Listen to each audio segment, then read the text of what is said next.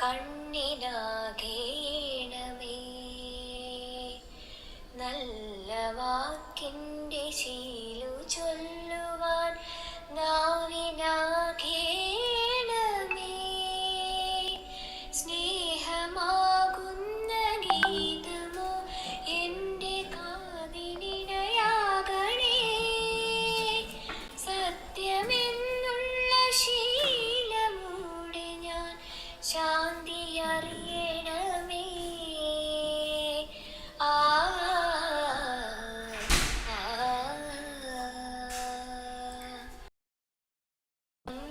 എന്നറിയുവാനുള്ള ബോധമുണ്ടാകണേ. ജീവജാലങ്ങളാകെയും ജന്മബന്ധുവാകേണമേ. ജാതിഭേദങ്ങളിന്ന ശാപമോ ദൂരെ മറയണമേ. ലോകമൊന്നെന്ന പാഠമെന്നുമെൻ മനസ്സിലെഴുതേണമേ. ആ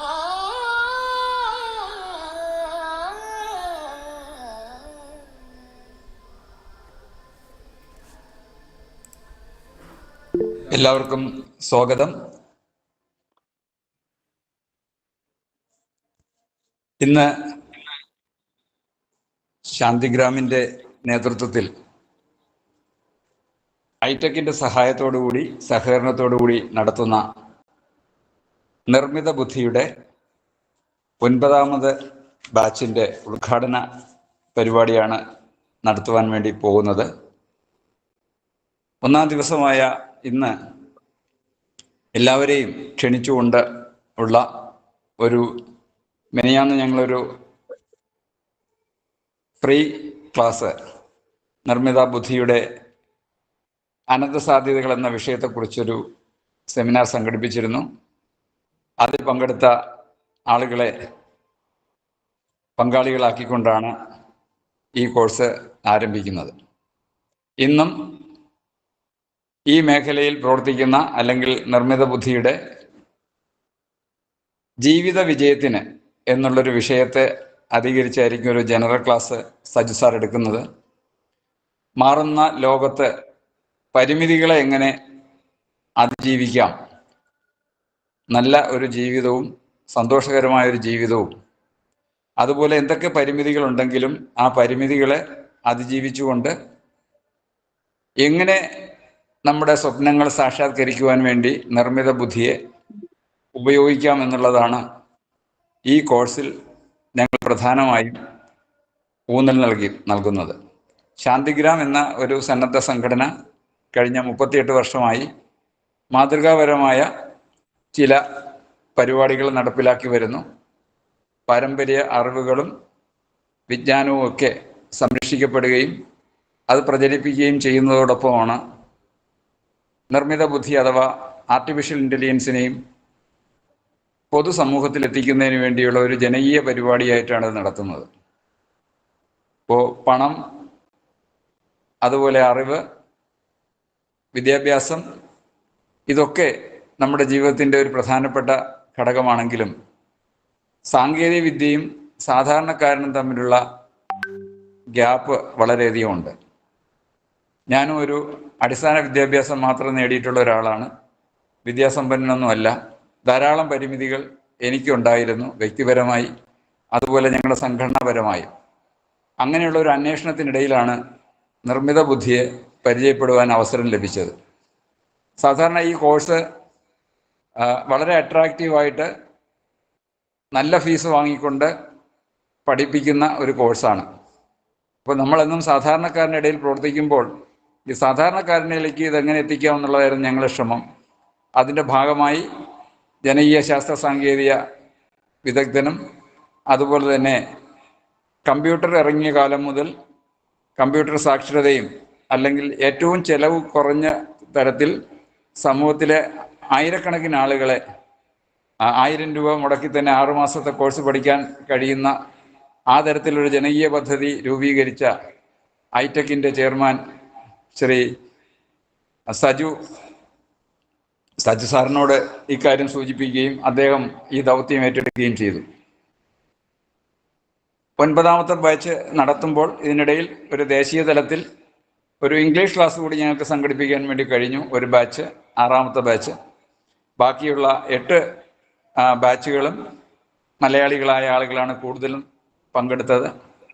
അതിൽ മറ്റ് പല രാജ്യങ്ങളിലും താമസിക്കുന്ന ആളുകൾ, ഇതിൽ കാനഡയായിരുന്നാലും UK ആയിരുന്നാലും അതുപോലെ തന്നെ UAE ആയിരുന്നാലും മറ്റു പല സ്ഥലങ്ങളിലുമുള്ള ആളുകൾ ഈ കോഴ്സിലും കഴിഞ്ഞ ബാച്ചുകളിലും എല്ലാം പഠിച്ചിട്ടുണ്ട്.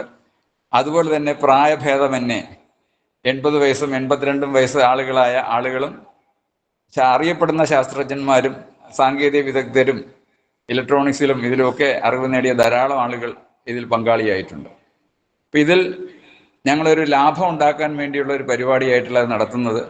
എങ്കിലും ഇതിൻ്റെ ചിലവുകൾക്ക് വേണ്ടിയുള്ള സാമ്പത്തികം കണ്ടെത്തേണ്ടിയുണ്ട്.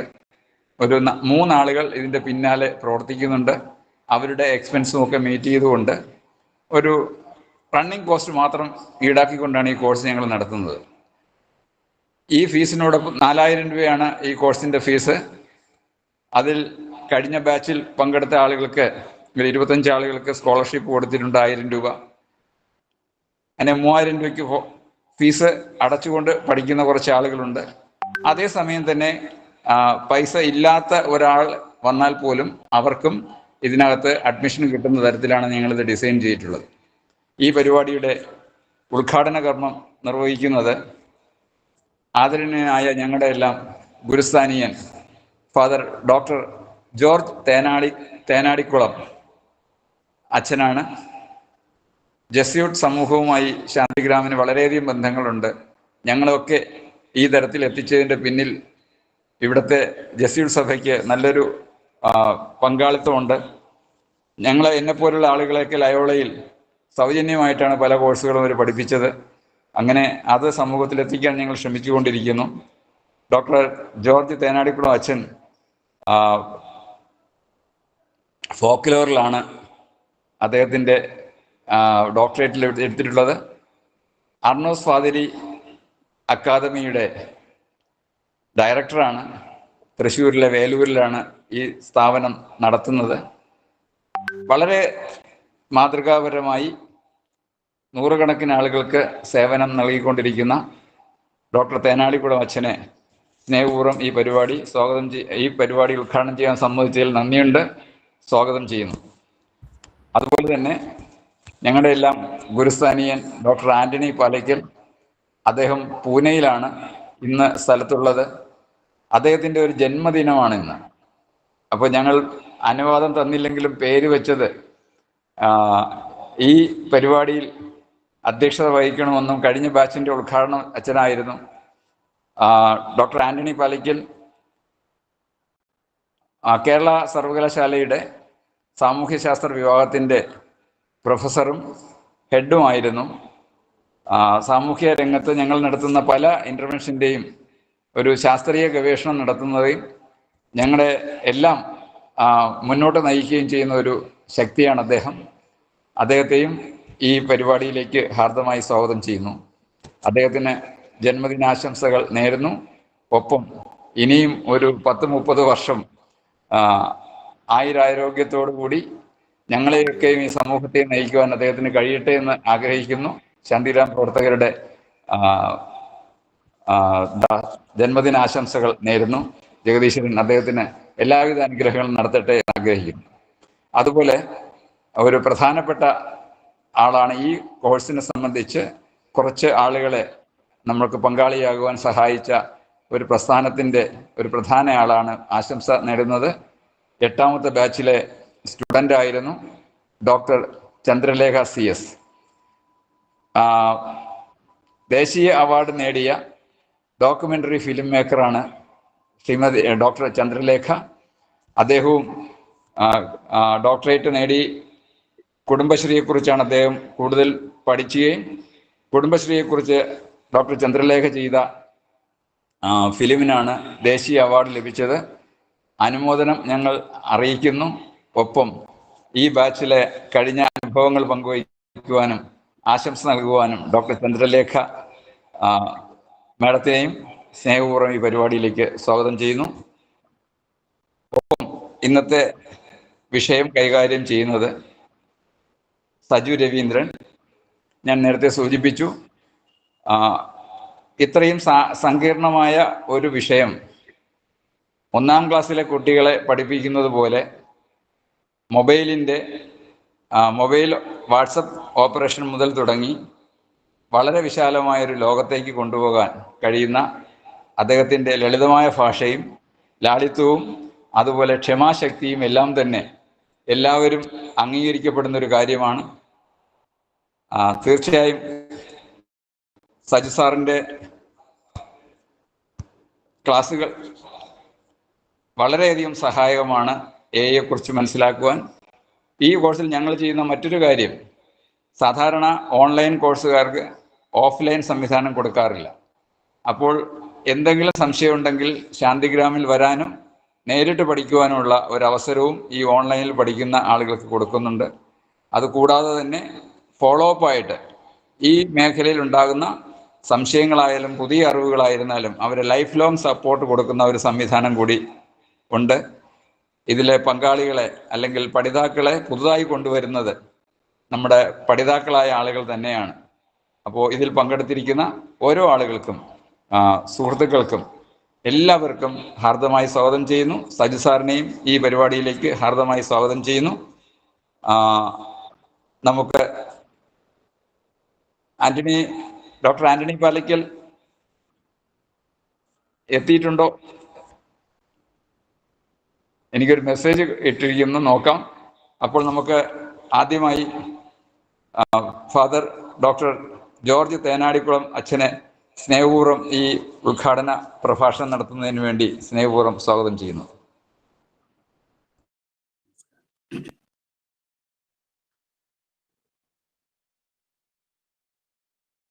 ബഹുമാനപ്പെട്ട ശ്രീ പങ്കജാക്ഷൻ അവർകളെ, ഡോക്ടർ ചന്ദ്രലേഖ, സജു രവീന്ദ്രൻ, ഈ ഒരു പരിപാടിയിലും കോഴ്സിലും പങ്കെടുക്കുന്ന പ്രിയപ്പെട്ട സുഹൃത്തുക്കളെ, നിങ്ങൾക്ക് എൻ്റെ നമസ്കാരം. വളരെ സന്തോഷമുണ്ട് ശാന്തിഗ്രാം നടത്തുന്ന, ഹൈടെക്കുമായി സഹകരിച്ച് നടത്തുന്ന ഈ ഒരു വലിയ പരിപാടിക്ക് പങ്കെടുക്കാൻ. അതിൻ്റെ 9ാമത്തെ ബാച്ചിന് ഒരു ഔദ്യോഗികമായ തുടക്കം ആരംഭിക്കുവാൻ അല്ലെങ്കിൽ തുടക്കം കുറിക്കുവാനുള്ള ഈ സന്ദർഭം. ശാന്തിഗ്രാമിനെ എനിക്ക് വളരെ കാലമായി പരിചയമുണ്ട്. പ്രത്യേകിച്ച് സാമൂഹ്യ മേഖലയിൽ ഇടപെടുന്ന ഒരു വ്യക്തി എന്ന നിലയിൽ 10-20 വർഷത്തോളം ആദിവാസി മേഖലയിലായിരുന്നു എൻ്റെ ജോലികൾ. വയനാട്ടിലും അട്ടപ്പാടിയിലും നിലമ്പൂരും ഒക്കെ ആയിട്ട്. ആ സമയത്തൊക്കെ ശാന്തിഗ്രാമുമായിട്ട് നേരിട്ടും അല്ലാതെയും ഞാൻ ലോയോള കോളേജ് വഴിയായിട്ടെല്ലാം ബന്ധപ്പെടാറുള്ളതാണ്. അതുകൊണ്ട് തന്നെ പങ്കജാക്ഷൻ സാറിൻ്റെയും സുഹൃത്തുക്കളുടെയും ഈ സംരംഭത്തിൽ പങ്കുചേരണമെന്ന് ഡോക്ടർ ആന്റണി ആവശ്യപ്പെട്ടപ്പോൾ ഞാനത് സദയം സ്വീകരിക്കുക. ഒരു ക്ഷമാപണമുള്ളത്, ഞാൻ ഒരു അരമണിക്കൂർ കഴിയുമ്പോൾ മറ്റൊരു പരിപാടിക്കൊന്നും പോകേണ്ടതുള്ളത് കൊണ്ട് ഞാൻ ഫുള്ളായിട്ട് ഇവിടെ ഇരിക്കില്ല. അതിന് ഞാൻ ക്ഷമ ചോദിക്കുകയാണ്. ഈ ഒരു കാര്യത്തെപ്പറ്റി ചിന്തിച്ചപ്പോൾ ആദ്യമായിട്ട് ഇതിൽ പങ്കെടുക്കുന്ന എല്ലാവരെയും ഞാൻ അഭിനന്ദിക്കുകയാണ്. കാരണം എനിക്ക് 60 വയസ്സ് കഴിഞ്ഞൊരു വ്യക്തിയാണ്. ഞാൻ ഈ നിർമ്മിത ബുദ്ധിയെക്കുറിച്ചും ആർട്ടിഫിഷ്യൽ ഇൻ്റലിജൻസിനെ കുറിച്ചും ഒക്കെ ചിന്തിക്കുമ്പോൾ എനിക്കൊക്കെ ഇത് പഠിക്കാൻ പറ്റുമോ, മനസ്സിലാക്കാൻ പറ്റുമോ, ഇതിൻ്റെ ലോകം എന്താണ് എന്നൊക്കെ ഇപ്പോഴും സ്തംഭിച്ചു നിൽക്കുന്ന, അല്ലെങ്കിൽ പരിഭ്രമത്തോടെ നിൽക്കുന്ന ഒരു വ്യക്തിയാണ്. എന്ന് പറഞ്ഞാൽ പേടിയോടെ ഇതിനെ എങ്ങനെയാണെന്ന് സമീപിക്കുക. അപ്പോഴാണ് ഇതുപോലെയുള്ള 8 ബാച്ചുകാര് ഈ ഒരു പ്രക്രിയയുടെ ഭാഗമായി കടന്നു പോകുന്നു, പഠന പ്രക്രിയയിൽ കടന്നു പോകുന്നു എന്നറിഞ്ഞത് ഇത് വളരെ, ഞാൻ ഈ അവസരത്തിലുള്ള സന്തോഷത്തിന് അപ്പുറമായിട്ട് ഇത്രമാത്രം വിജ്ഞാനദാഹികളും അതിനോട് തുറവിയുള്ളവരുമായിട്ടുള്ള ഒരു ജനതയിലാണ് ഇടയിൽ ശാന്തിഗ്രാമിന് നിർണായകമായ ഒരു സംഭാവന ചെയ്യാൻ സാധിക്കുന്നു. അത് കാലോചിതമാണ്. മാത്രവുമല്ല, ഇവിടെ പങ്കജാക്ഷൻ പറഞ്ഞതുപോലെ അത് വളരെ ജനകീയമായ ഒരു പരിപാടിയാക്കി. അപ്പൊ അങ്ങനെ മനുഷ്യന്റെ നന്മയ്ക്ക് വേണ്ടിയും സമഗ്രമായിട്ടുള്ള ഈ പ്രകൃതിയുടെയും ഈ പ്രപഞ്ചത്തിന്റെയും ഒക്കെ സമഗ്ര വികസനം ലക്ഷ്യമാക്കിക്കൊണ്ട് പ്രവർത്തിക്കുന്ന ശാന്തിഗ്രാം ഇത്തരം ഒരു പരിപാടിയും അവരുടെ ഭാവനയിൽ വരികയും അത് പ്രാവർത്തികമാക്കുകയും ചെയ്യുക എന്ന് പറയുന്നത് ഈ കാലഘട്ടത്തിൽ അതും വളരെ ജനകീയമായി, വളരെ ഇപ്പോൾ പങ്കജാക്ഷൻ സൂചിപ്പിച്ചതുപോലെ വളരെ ലാഭേച്ഛ കൂടാതെ നടത്തുക, അതൊരു പ്രതിസംസ്കൃതിയുടെ സംരംഭമാണ്. അതുകൊണ്ട് അതിൽ എനിക്ക് വളരെ സന്തോഷത്തോടെ പങ്കുചേരാനും ഞാൻ ആഗ്രഹിക്കുന്നു. പക്ഷേ സമയം കിട്ടുന്ന പോലെ അടുത്തൊരു ബാച്ചിൽ ഞാനും ഒരു പഠിതാവായാലോ എന്ന് ഇതൊക്കെ കേൾക്കുമ്പോൾ എൻ്റെ മനസ്സിൽ തോന്നുന്നുണ്ട്. തീർച്ചയായിട്ടും നടക്കും. ഈ ഒരു മേഖലയെക്കുറിച്ച് ഞാനിങ്ങനെ ചിന്തിച്ചപ്പോൾ രണ്ട് കാര്യങ്ങളാണ് നിങ്ങളോട് പറയാനായിട്ട്, നിങ്ങളുടെ ചിന്തയ്ക്കും നിങ്ങളുടെ വിചിന്തനത്തിനുമായിട്ട് ഞാൻ സമർപ്പിക്കുന്നത്. ഒന്നാമത്തേത്, ആ പേര് തന്നെ ആർട്ടിഫിഷ്യൽ ഇന്റലിജൻസ് എന്ന ആ പേര് തന്നെ നമ്മളെ മിസ്ലീഡ് ചെയ്യുന്നതാണ്, അതിനെ പേടിപ്പിക്കുന്നതാണ്. ആർട്ടിഫിഷ്യാലിറ്റി എന്ന് പറയുമ്പം സ്വാഭാവികത അല്ലാത്തത് എന്നാണല്ലോ, കൃത്രിമമായത്. അപ്പൊ ഈ ആർട്ടിഫിഷ്യലിനെ എപ്പോഴും മാനസികമായി ഒന്ന് വെറുക്കുന്ന അല്ലെങ്കിൽ ഒരു വിയോജിപ്പ് കാണിക്കുന്ന മനസ്സിലുള്ളവരായിരിക്കും നിങ്ങളും ഞാനും. ഞാൻ ഇതിൽപ്പെട്ടതാണ്. ഏതെങ്കിലും ഒരു സാധനമോ എന്തെങ്കിലും ഒരു കാര്യമായി നോക്കുമ്പോൾ ഇത് കൃത്രിമമാണോ? ഞാനിപ്പോൾ തൃശ്ശൂരാണെന്ന് പറഞ്ഞില്ല, തൃശ്ശൂർ അടുത്തൊരു സ്ഥലമുള്ളതിനെ പറ്റി ഞാൻ പറയുന്നില്ല. അവിടെയൊക്കെ എല്ലാ സാധനവും കിട്ടുമെന്ന് പറയുന്ന സ്ഥലമുണ്ട്. അപ്പം ഈ ഒരു വാക്ക് യഥാർത്ഥത്തിൽ നമ്മളുടെ വ്യവഹാര ഭാഷയിൽ ഉപയോഗിക്കുമ്പോൾ അത് മിസ്ലീഡിങ് അല്ലേ എന്നൊരു ചിന്ത എൻ്റെ മനസ്സിലുണ്ട്. അതിലും നല്ലതാണ് നിർമ്മിത ബുദ്ധി. അത് പങ്കജാക്ഷൻ അത് തന്നെയാണ് വളരെ ബോധപൂർവ്വം ഉപയോഗിച്ചിരിക്കുന്നത്. നിർമ്മിത ബുദ്ധി എന്ന് പറയുമ്പോൾ അതിൽ തന്നെ ഒരു കാര്യമുണ്ട്. ഇതിനെ അധികം പേടിക്കേണ്ട കാര്യമില്ല. ഇത് നമ്മൾ തന്നെ ഉണ്ടാക്കുന്ന ഒരു ഇന്റലിജൻസ് ആണ്. അപ്പൊ അതിന്റെ കൺട്രോൾ ആരാണ്? നമ്മളാണ്. ആര്? മനുഷ്യര്. അപ്പോൾ കൺട്രോൾ നഷ്ടപ്പെടുത്തുന്ന ഒരവസ്ഥ പലപ്പോഴും AI-യിൽ അല്ലെങ്കിൽ ഈ നിർമ്മിത ബുദ്ധിയിൽ കടന്നു വരുന്നു എന്നുള്ളതാണ് ഒരു ആശങ്കയായിട്ട് ലോകം മുന്നോട്ട് വയ്ക്കുന്നത്, ചിന്തകരെ. അപ്പൊ യഥാർത്ഥത്തിൽ നമുക്ക് തന്നെ നിയന്ത്രിക്കാവുന്ന, നമ്മുടെ ബുദ്ധിക്കും നമ്മുടെ ഭാവനയ്ക്കും നമ്മളുടെ നന്മയ്ക്കും വേണ്ടി ഉപയോഗിക്കാവുന്ന ഒരു കമ്പ്യൂട്ടർ പഠന മേഖലയാണ് ഇത്. കമ്പ്യൂട്ടർ പഠനത്തിന്റെ ഭാഗമാണല്ലോ, അങ്ങനെയാണ് ഇത് ഡെവലപ്പ് ചെയ്തു വന്നത്. മേഖലയാണ് ഈ നിർമ്മിത ബുദ്ധിയുടെ വ്യവഹാരങ്ങളും മേഖലയും എന്നുള്ളതാണ് ആദ്യമേ നമ്മൾ തിരിച്ചറിയേണ്ടത്. അതുകൊണ്ട് തന്നെ മനുഷ്യന്റെ നന്മയ്ക്ക് വികാസത്തിന് വേണ്ടിയായിരിക്കണം നമ്മളുടെ ഈ പഠനം പോലും, അല്ലെങ്കിൽ നമ്മൾ ഉപയോഗിക്കുന്ന കാര്യം. ഇവിടെയാണ് രണ്ടാമത്തെ ഒരു പോയിന്റായിട്ട് എൻ്റെ മനസ്സിൽ വന്നത്. നമ്മളാണല്ലോ ഇതുണ്ടാക്കുന്നത്. അപ്പൊ അവിടെ ഒരു ധാർമ്മികതയുടെ വശമുണ്ട്, ഒരു അളവുകോലുണ്ട്. നന്മയ്ക്കായിട്ട് ഒരു കാര്യം ഉണ്ടാക്കുന്നതും നശിപ്പിക്കാനായിട്ട് ഒരു കാര്യം ഉണ്ടാക്കുന്നു, അല്ലെങ്കിൽ മനുഷ്യ വികാസത്തിന് വേണ്ടി, വികസനത്തിന് വേണ്ടി ഓരോ കാര്യങ്ങൾ ചെയ്യുന്നതും അല്ല. കുറെ പേരൊക്കെ നശിപ്പിച്ചിട്ട് എനിക്ക് സുഖമായി ജീവിക്കണം എന്നുള്ള സ്വാർത്ഥ മോഹത്തിൽ ജീവിക്കുന്നതുമായിട്ടുള്ള കാര്യം. ഈ നിർമ്മിത ബുദ്ധിക്ക് ഈ രണ്ട് വശവും ഉണ്ടെന്നുള്ളത് നമ്മൾ തിരിച്ചറിയും. അപ്പൊ അവിടെയാണ് നമ്മുടെ സ്റ്റാൻഡ് പോയിന്റ് എന്തായിരിക്കണം.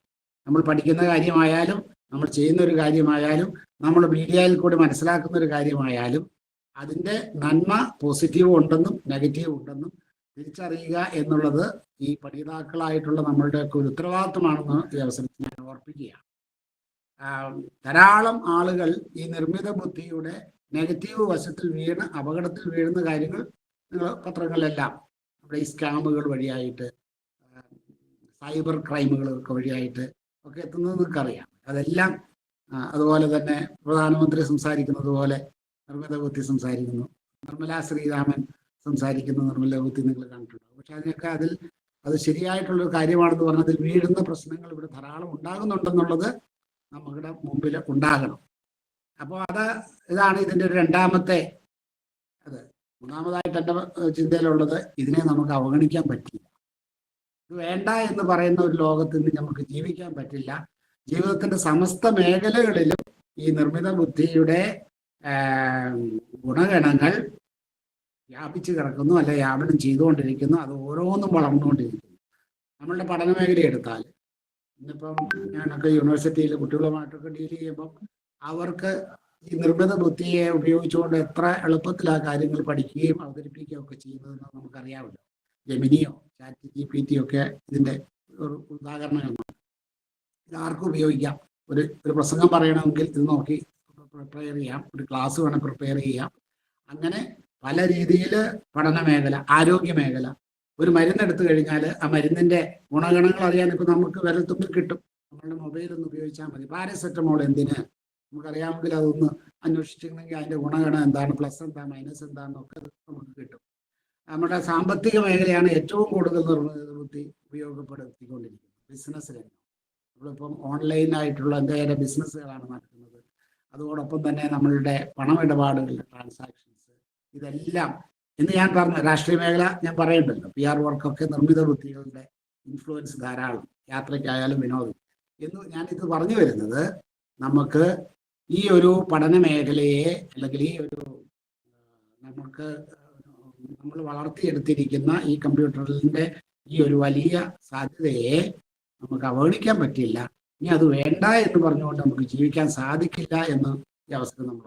അപ്പം എന്താണ് നമ്മുടെ ഉത്തരവാദിത്വമാണ് ഇതിനെ എങ്ങനെ ഏറ്റവും ഉപകാരപ്രദമായിട്ടും മനുഷ്യർക്കും ഈ പ്രകൃതിക്കും ഗുണം ചെയ്യുന്നതും മനുഷ്യ സമൂഹങ്ങളെ ഒരുമിച്ച് നിർത്തുന്നതിനും കൂട്ടിച്ചേർക്കുന്നതിനും വിളക്കുന്നതിനും അതുവഴിയായിട്ട് സകല വ്യക്തികൾക്കും, ഇവിടുത്തെ ജീവജാലങ്ങൾക്ക്, പശുക്കൾ, മൃഗങ്ങൾക്കാകട്ടെ മനുഷ്യർക്കാകട്ടെ പുരോഗതിയും നന്മയും ഉണ്ടാകാനുള്ള ഒരു മേഖലയായി, ഒരു വിജ്ഞാന മേഖലയായിട്ട് ഇതിനെ കാണാനും അതിനെ നമുക്കും ഉപയോഗിക്കാനും നമ്മുടെ കയ്യിലും ഒതുക്കാനുമുള്ള ഒരു ശ്രമം.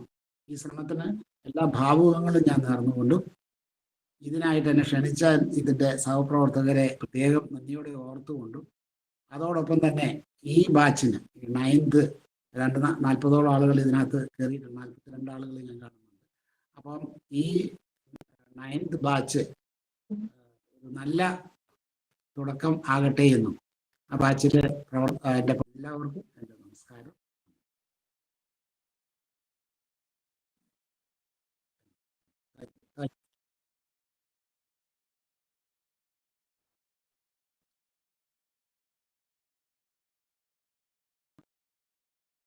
പറയുന്നതിന് വേണ്ടി ഒരു 5 മിനിറ്റ് ഒതുക്കിക്കൊണ്ട് സംസാരിക്കണമെന്ന് അഭ്യർത്ഥിക്കുന്നു.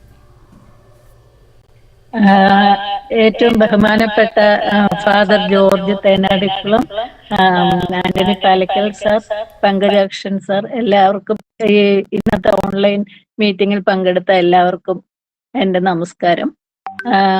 എനിക്ക് പറയാനുള്ളത്, നമ്മള് വിവരം അല്ലെങ്കിൽ അറിവ് കൊണ്ടാണ് മനുഷ്യന്റെ പുരോഗതി എപ്പോഴും ഉണ്ടായിരിക്കുന്നത്.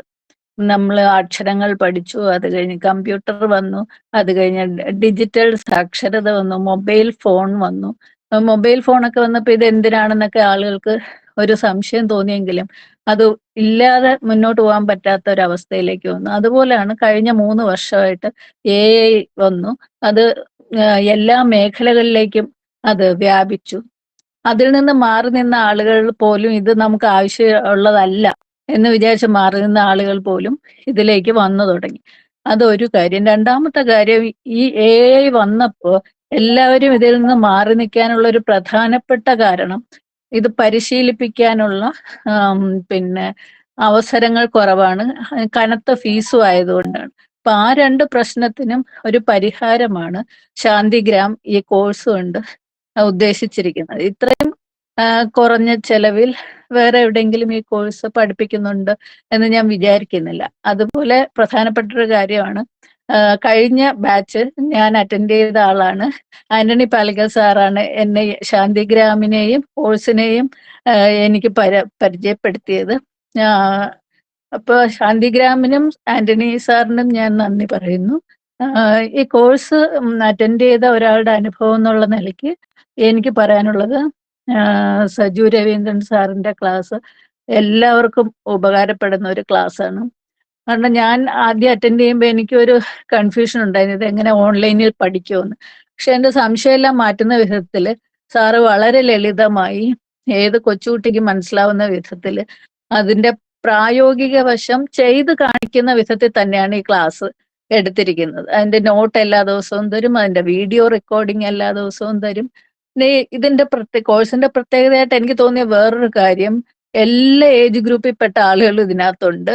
പല മേഖലകളിൽ വർക്ക് ചെയ്യുന്ന ആളുകളുണ്ട്, പല വിദ്യാഭ്യാസ യോഗ്യതയുള്ള ആളുകളുണ്ട്. അപ്പൊ ഇവരെല്ലാവരെയും തൃപ്തിപ്പെടുത്തുന്ന വിധത്തിൽ ഒരു ക്ലാസ് എടുക്കുക എന്ന് പറയുന്നത് യഥാർത്ഥത്തിൽ ഭയങ്കരമായ ഒരു ചലഞ്ചാണ്. ആ ചലഞ്ചിനെ സാറ് അതിമനോഹരമായി ഹാൻഡിൽ ചെയ്തു എന്നാണ് എനിക്ക് അനുഭവപ്പെട്ടത്. കാരണം നിത്യമായും വളർന്നുകൊണ്ടിരിക്കുന്ന ഒരു ഏരിയയാണ്. അപ്പൊ അത് അപ്ഡേറ്റ് ചെയ്യാത്ത ഒരാൾക്ക് 3 വർഷം മുമ്പ് പഠിച്ച ഒരു കാര്യം വെച്ചിട്ട് ഒരു കാരണം ഒരു ഉപയോഗം ഇല്ല. അത് ഡെയിലി അപ്ഡേറ്റ് ചെയ്തുകൊണ്ടിരുന്നാലേ അതുകൊണ്ട് കാര്യമുള്ളൂ. അത് സാറ് നന്നായിട്ട് ചെയ്യുന്നുണ്ട്. പിന്നെ ഈ ഡൈവേഴ്സ് ഗ്രൂപ്പ് എന്ന് പറയുമ്പോൾ ഓരോ ആളുകൾക്കും ആവശ്യം ഓരോന്നായിരുന്നു. അക്കാഡമിക് രംഗത്തുള്ളവരുണ്ട്, അതല്ലാതെ ഡിസൈൻ ചെയ്യുന്നവരുണ്ട്, അങ്ങനെ പല ആളുകളുണ്ട്. അപ്പൊ ഈ എല്ലാ ആളുകൾക്കും എല്ലാ ടൂൾസും ആവശ്യമായി വന്നുകൊള്ളണമെന്നില്ല. പക്ഷെ ഇത്രയും ഡൈവേഴ്സ് ഗ്രൂപ്പ് ആയതുകൊണ്ട് സാറിനെ സംബന്ധിച്ചിടത്തോളം ഈ എല്ലാം പരിചയപ്പെടുത്തിയേ പറ്റൂ. അതുകൊണ്ട് സാറ് എല്ലാ ടൂൾസും പരിചയപ്പെടുത്തിയിരുന്നു. അപ്പൊ എന്നിട്ട് നമുക്ക് ആവശ്യമുള്ളത് നമുക്ക് പ്രാക്ടീസ് ചെയ്യാവുന്ന വിധത്തിൽ, ഓരോരുത്തർക്കും അവരവർക്ക് ആവശ്യമുള്ളത് പ്രാക്ടീസ് ചെയ്യാവുന്ന വിധത്തിലാണ് സാറിന്റെ കോഴ്സ്. അതുകൊണ്ട് എനിക്ക് ഇത് നന്നായിട്ട് പോകും എന്നുള്ള കാര്യത്തിൽ എനിക്ക് സംശയമൊന്നുമില്ല. എനിക്ക് പറയാനുള്ള ഒരു ചെറിയ കാര്യം, സാർ ഇത് പുസ്തകമാക്കി ഇറക്കിയാൽ അത് എല്ലാവർക്കും ഉപയോഗപ്പെടും എന്നുള്ളതാണ് ഒരു കാര്യം. രണ്ടാമത്തെ കാര്യം, ഇതിനകം തന്നെ 9 ബാച്ച് കഴിഞ്ഞു പോയി, എല്ലാവർക്കും ഒരു ബേസിക്സ് കിട്ടിയിട്ടുണ്ട്. പക്ഷെ ഇതിൽ തന്നെ തുടർന്ന് പല ഏരിയാസിൽ വർക്ക് ചെയ്യാൻ താല്പര്യമുള്ളവർ കാണും. അപ്പൊ അവർക്ക് വേണ്ടിയിട്ട് സ്പെഷ്യലൈസ്ഡ് കോഴ്സ് തുടങ്ങുന്നതിനെ കുറിച്ച് ഇതിനകം പഠിച്ച ശാന്തിഗ്രാമിൽ നിന്ന് പോയ ആളുകൾക്ക് വേണ്ടി തന്നെ അവരവരുടെ ആവശ്യങ്ങൾക്ക് അനുസരിച്ച് സ്പെഷ്യലൈസ്ഡ് കോഴ്സ് ശാന്തിഗ്രാം നടത്തിയാൽ നല്ലതായിരിക്കുമെന്ന് എനിക്കൊരു അഭിപ്രായമുണ്ട്. എനിക്ക് എന്നെ സംസാരിക്കാൻ ക്ഷണിച്ചാൽ പങ്കജാക്ഷൻ സാറിന് നന്ദി. ഇതിൽ പങ്കെടുത്ത എല്ലാവർക്കും എൻ്റെ സ്നേഹം. Thank you. ഇന്നത്തെ പരിപാടിയിൽ അധ്യക്ഷനായി വെച്ചിട്ടുള്ള ഡോക്ടർ ആൻ്റണി പാലയ്ക്കൽ ഒരു മെസ്സേജ് തന്നു. എല്ലാവർക്കും ആശംസകളും നന്ദിയും അർപ്പിക്കുന്നു. അദ്ദേഹം റേഞ്ച് ഇല്ലാത്തൊരു സ്ഥലത്താണ് നിൽക്കുന്നത്, പൂനെയിൽ. അതുകൊണ്ട് പങ്കെടുക്കാൻ കഴിയില്ല എന്നറിയിച്ചു. പ്രത്യേക നന്ദി അറിയിപ്പിന് സജു സാറിനെ സ്നേഹപൂർവ്വം ക്ലാസ് എടുക്കുന്നതിന് വേണ്ടി ക്ഷണിക്കുന്നു.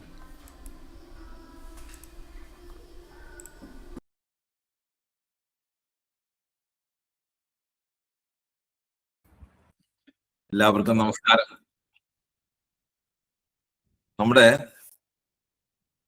യഥാർത്ഥത്തിൽ നമ്മുടെ ആദ്യത്തെ ക്ലാസ് അടുത്ത ക്ലാസ്സാണ്.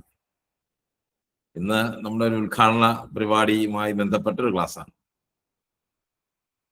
കഴിഞ്ഞ ക്ലാസ്സിൽ നമ്മൾ ഇതിൻ്റെ കുറെ സാധ്യതകൾ പറഞ്ഞിരുന്നു.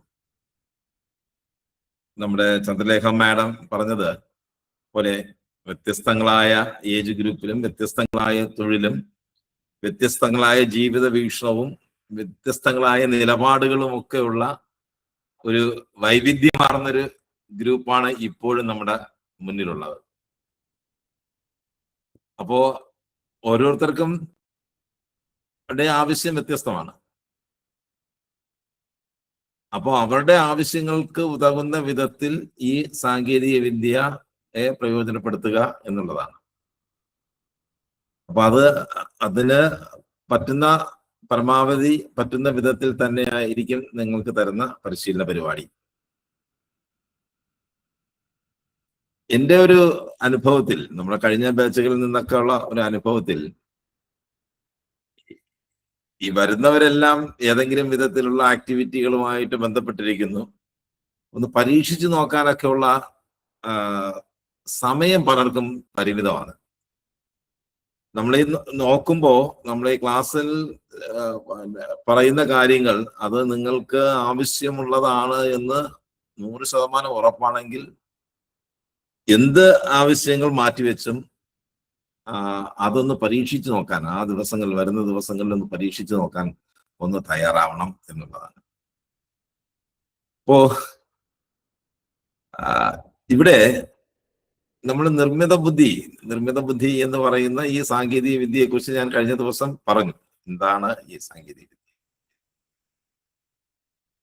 ഇത് പൂർണ്ണമായിട്ടും മനുഷ്യൻ ചിന്തിക്കുന്നത് പോലെയും മനുഷ്യൻ ഇടപെടുന്നത് പോലെയും തന്നെയാണ് ഈ നിർമ്മിത ബുദ്ധിയുടെയും ഔട്ട്പുട്ട് കിട്ടുന്നത്.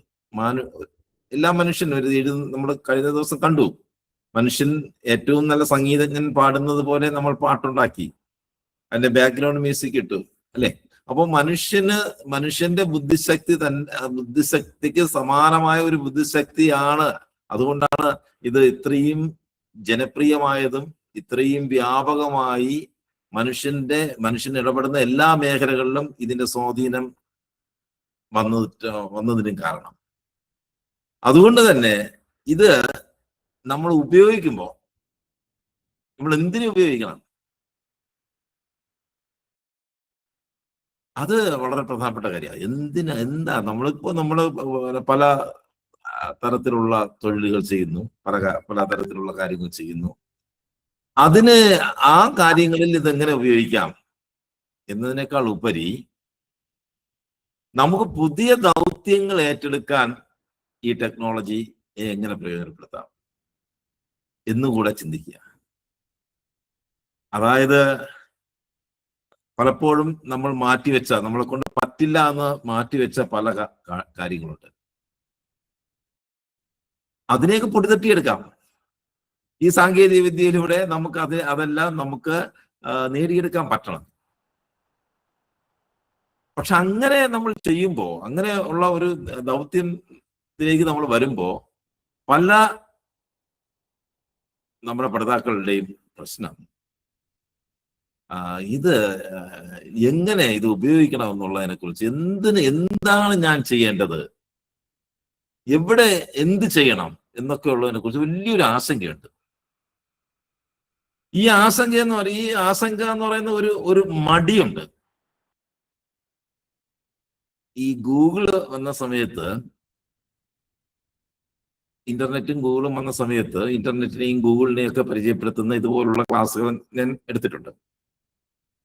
100-150 പേർ ഇരിക്കുന്ന ആ ക്ലാസ്സില് പറയും, നമ്മൾ എന്ത് ചോദിച്ചാലും അതിന് ഉത്തരം തരുന്ന, നമ്മൾ എന്ത് സംശയവും എന്ത് ചോദ്യവും എന്ത് ചോദിച്ചാലും നമുക്ക് ഗൂഗിളിൽ നിന്ന് ഉത്തരം കിട്ടും. ഗൂഗിൾ നമുക്ക് പറഞ്ഞു തരും. നിങ്ങൾക്ക് എന്താണ് അറിയേണ്ടത് എന്ന് ഇങ്ങനെ ഓരോരുത്തരോട് ചോദിക്കുമ്പോൾ ആരും മിണ്ടൂല. വളരെ അപൂർവം ആൾക്കാരായിരിക്കും എന്തെങ്കിലും പ്രതികരിക്കുന്നത്. അതേ അവസ്ഥ ഇപ്പോ AI-യിലും വരുന്നു. AI കൊണ്ട് നമുക്ക് എന്തും സാധ്യമാണ്. നിങ്ങൾ AI കൊണ്ട് എന്താണ് ചെയ്യാൻ പോകുന്നത് എന്ന് നമ്മളിപ്പോ 10-50 പേരുണ്ട്. ഈ 50 പേരോട് ചോദിച്ചു കഴിഞ്ഞാൽ നിരാശപ്പെടും. ഉത്തരം കിട്ടുമെന്ന് തോന്നുന്നില്ല. ഇതൊരു പ്രശ്നമാണ്. ഈ പ്രശ്നത്തിന് പരിഹാരം ഉണ്ടെങ്കിലേ ഇനി നമുക്ക് മുന്നോട്ട് പോകാൻ പറ്റുള്ളൂ. ഇപ്പൊ നമ്മൾ ChatGPT പഠിച്ചു, ജെമിനി പഠിച്ചു, ഇങ്ങനെ കുറെ ടൂളുകൾ പഠിച്ചു. അപ്പൊ ChatGPT ഓപ്പൺ ചെയ്ത് വെച്ചിട്ട് എന്താ ഞാൻ ചെയ്യേണ്ടത്, അതിനൊരു ഐഡിയ ഇല്ല. ഇതൊരു വസ്തുതയാണ് ഞാൻ പറയുന്നത്. ഇതിനൊരു പരിഹാരം ഉണ്ടാവണം. അതായത് നമ്മളൊരു കാര്യം ചെയ്യണമെങ്കിൽ, ഒരു ദൗത്യം ഏറ്റെടുക്കണമെങ്കിൽ നമ്മുടെ മനസ്സിനകത്ത് ഒരു സ്വപ്നം ഉണ്ടാവണം. അത്തരത്തിലൊരു സ്വപ്നം ഇല്ലെങ്കിൽ നമുക്കൊന്നും ചെയ്യാൻ പറ്റില്ല. അതാ ഏറ്റവും പ്രധാനപ്പെട്ട കാര്യം. AI നമുക്ക് എന്തും ചെയ്തു തരും, എന്തും സാധ്യമാക്കി തരും. പക്ഷെ എന്തിന് നമ്മൾ വിനിയോഗിക്കണമെന്നതിനെ കുറിച്ചുള്ള ആ ഒരു കാര്യത്തിന് ഇടിച്ചു നിൽക്കുക. പണ്ട് നാരായണത്ത് ഭ്രാന്തന്റെ മുമ്പിൽ ദേവി പ്രത്യക്ഷപ്പെട്ട് എന്ത് വരം വേണമെന്ന് ചോദിച്ചപ്പോൾ ഒന്നും ഒരു വരവും വേണ്ട എന്ന് പറഞ്ഞ ഒരു സംഭവമില്ലേ? അതേ അവസ്ഥ. അപ്പൊ നമ്മുടെ മനസ്സുകളിൽ സ്വപ്നങ്ങൾ ഉണ്ടാക്കിയെടുക്കുക എന്നത് കൊണ്ട് സാധ്യമല്ല. ഒരു കഥയല്ല, ഒരു നടന്ന സംഭവം പറയാം. ഈ 2ാം ലോക മഹായുദ്ധത്തില് 30 ബ്രിട്ടീഷ് പട്ടാളക്കാരെ നാസി തടവുപാളയത്തിലാക്കി. ഈ നാസി തടവുപാളയത്തിൽ വന്ന ബ്രിട്ടീഷ് പട്ടാളക്കാരുടെ മുമ്പിൽ എല്ലാം അവസാനിച്ചു, എല്ലാ പ്രതീക്ഷകളും അവസാനിച്ചു. ഇനി തങ്ങൾ എങ്ങനെയാണ് ഗ്യാസ് ചാമ്പറിൽ ഇട്ടാണോ, പട്ടിണിക്ക് ഇട്ടാണോ, വെടിവെച്ചാണോ, എങ്ങനെയാണ് കൊല്ലപ്പെടേണ്ടത് എന്നുള്ള ഒരു ചോദ്യം മാത്രമേ മുന്നിലുള്ളൂ. ഈ 30 പേരിനിടയിൽ ഒരു പട്ടാളക്കാരനും വളരെ അയാൾക്കൊരു മാറ്റവും ഇല്ല, വളരെ ആഹ്ലാദത്തോടു കൂടി തന്നെ ജീവിക്കുന്നു. അയാൾക്കൊരു സ്വപ്നം ഉണ്ടായിരുന്നു, ഒരു കൊച്ചു സ്വപ്നം. അത് സുന്ദരിയായ ഒരു പെൺകുട്ടിയെ കല്യാണം കഴിക്കണം. ലോകത്ത് ഒരു ഭർത്താവും നൽകിയിട്ടില്ലാത്തതിനേക്കാൾ അധികം സ്നേഹം അവൾക്ക് നൽകണം. അവളെ പല സ്ഥലങ്ങളിലേക്കും കൊണ്ടുപോകണം. അസുഖം വരുമ്പോൾ മടിയിൽ കിടത്തി താലോലിക്കണം. ഇങ്ങനെയൊക്കെയുള്ള ഭയങ്കരമായ അദ്ദേഹത്തിന്റെ ഭാര്യയായിരിക്കണം ലോകത്തെ ഏറ്റവും ഭാഗ്യവതിയായ പെൺകുട്ടി എന്നുള്ള ആ ഒരു സ്വപ്നമാണ് അദ്ദേഹത്തിനുള്ളത്. നമുക്കൊരു തമാശ തോന്നും. ഈ സ്വപ്നം തന്നെയാണ് ഇദ്ദേഹം ഈ തടവ് മുറിയിലായപ്പോഴും ഇയാളുടെ മനസ്സിനകത്തുണ്ടായിരുന്നത്. അപ്പൊ ഈ പട്ടാളക്കാരെ പുറത്ത് പണി ചെയ്യാനായിട്ട് കൊണ്ടുപോകും. ഈ പണി ചെയ്യാനായിട്ട് കൊണ്ടുപോകുമ്പോ എണ്ണിയാണ് കൊണ്ടുപോകുന്നത്, എണ്ണിയാണ് ഇറക്കുന്നത്. കോട്ടയിൽ നിന്ന് പുറത്തേക്ക് എണ്ണി ഇറക്കും.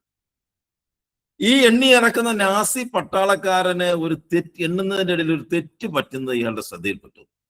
അത് 38 2 പ്രാവശ്യം എണ്ണി. അപ്പൊ 30 പേര് ഒരു ടീം പോയപ്പോ 31 പേര് അതിനകത്തുണ്ടായിരുന്നു. അന്ന് രാത്രി ഇയാളൊരു കിടങ്ങിൽ ഒളിച്ചിരുന്നു. ഇവരെല്ലാം പണി കഴിഞ്ഞ് കോട്ട വാതിൽ വന്നു, എണ്ണി അകത്ത് കയറ്റി. 30 പേരും ഉണ്ട്. വാതിലടച്ചു, കാവൽക്കാരും അകത്ത് കയറി. അന്ന് രാത്രി ഇയാൾ അങ്ങ് രക്ഷപ്പെട്ടു. ഇയാൾ സ്വപ്നത്തിൽ അയാൾ നാട്ടിലേക്ക് പോയി, അയാൾ വിവാഹം കഴിച്ചു, യുദ്ധം അവസാനിച്ചു. BBC യുദ്ധത്തിൽ അത്ഭുതകരമായി രക്ഷപ്പെട്ട ആൾക്കാരെ കുറിച്ചുള്ള ഒരു പരിപാടി നടത്തിയപ്പോൾ അന്ന് ഏറ്റവും ശ്രദ്ധേയനായത് ഈ പട്ടാളക്കാരനാണ്. ഇവിടെ നമ്മൾ എന്തുകൊണ്ട് അദ്ദേഹത്തിന് ആ അവസരം മുതലാക്കാൻ പറ്റിയെന്ന് ചോദിച്ചാൽ ഒരു സ്വപ്നമുള്ളത് കൊണ്ടാണ്. നമുക്കൊരു സ്വപ്നമുണ്ടെങ്കിൽ നമ്മുടെ ചുറ്റുപാടും നിന്ന് നമുക്ക് യോജിച്ച അവസരത്തിൽ ഉടനടി നമ്മൾ അത് പിടിച്ചെടുക്കും. ആ അവസരം നമ്മൾ പ്രയോജനപ്പെടുത്തും. സ്വപ്നമില്ലേ, നമ്മൾ പ്രയോജനപ്പെടുത്തില്ല.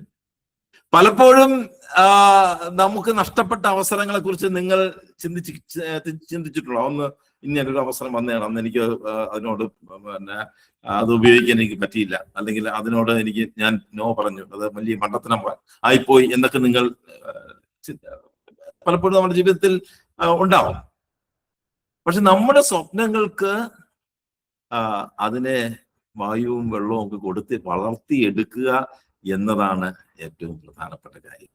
അത്തരത്തിലൊരു സ്വപ്നമുണ്ടെങ്കിൽ, ഒരു സ്വപ്ന പദ്ധതി ഉണ്ടെങ്കിൽ മാത്രമേ നമുക്ക് ഇത് എവിടെ പ്രയോഗിക്കണമെന്നുള്ളതിനെ കുറിച്ചുള്ള അങ്ങനെ നമ്മളിങ്ങനെ സ്വപ്നം കാണുക എന്ന് പറഞ്ഞു കഴിഞ്ഞാൽ ഒരു നിരന്തരം ഇന്നൊരു സ്വപ്നം നാളെ ഒരു സ്വപ്നം, അങ്ങനെയല്ല.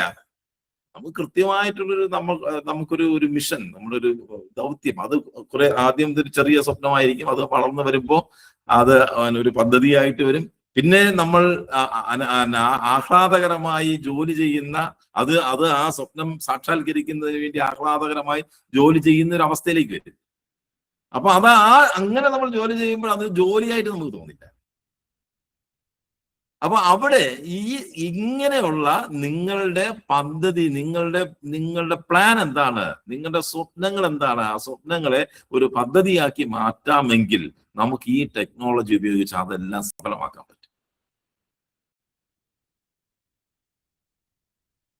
അത് നമ്മൾ ഈ ക്ലാസ് ആരംഭിക്കുന്നതിന് മുമ്പ് നമ്മുടെ പഠിതാക്കൾ നമുക്കിത് പ്രായം എന്നൊക്കെ പറയുന്നത് വെറും സംഖ്യ മാത്രമാണ്. അപ്പോ ഞാന് നമ്മുടെ ഈ ഡിസ്നി ലാൻഡ് എന്ന് പറയുന്ന ഡിസ്നിലാൻഡ് ലോകത്തിലെ ആദ്യത്തെ അമ്യൂസ്മെന്റ് പാർക്ക്.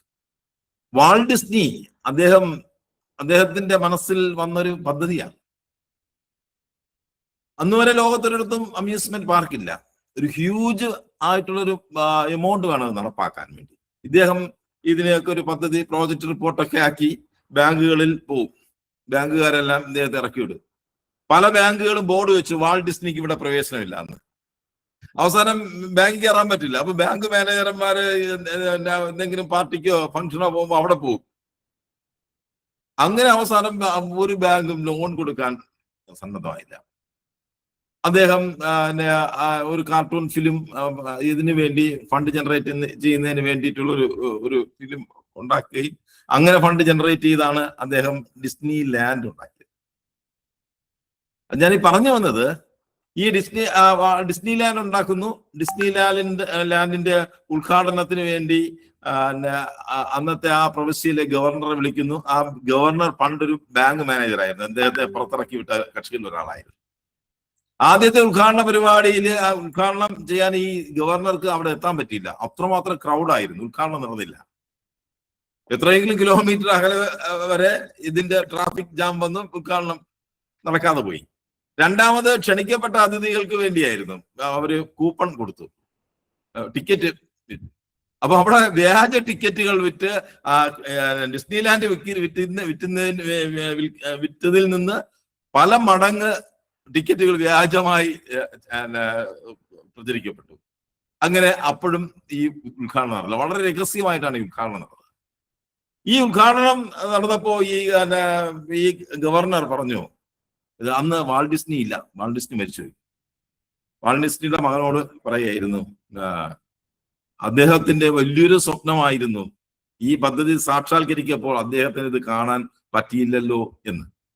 അപ്പോ വാൾട്ട് ഡിസ്നിയുടെ മകൻ പറഞ്ഞു, അദ്ദേഹം ഇതെല്ലാം കണ്ടിരുന്നു.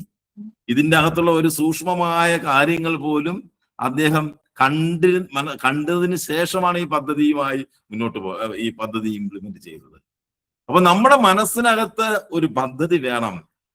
ആ പദ്ധതിയെ നമ്മൾ സ്നേഹപൂർവ്വം അതിനെ വളർത്തി വലുതാക്കണം നമ്മുടെ മനസ്സിനകത്ത്. അങ്ങനെ വരുമ്പോ നമുക്ക് ഈ ടെക്നോളജിയെ നമുക്ക് കൃത്യമായിട്ട് നമുക്ക് പ്രാവർത്തികമാക്കാൻ പറ്റും.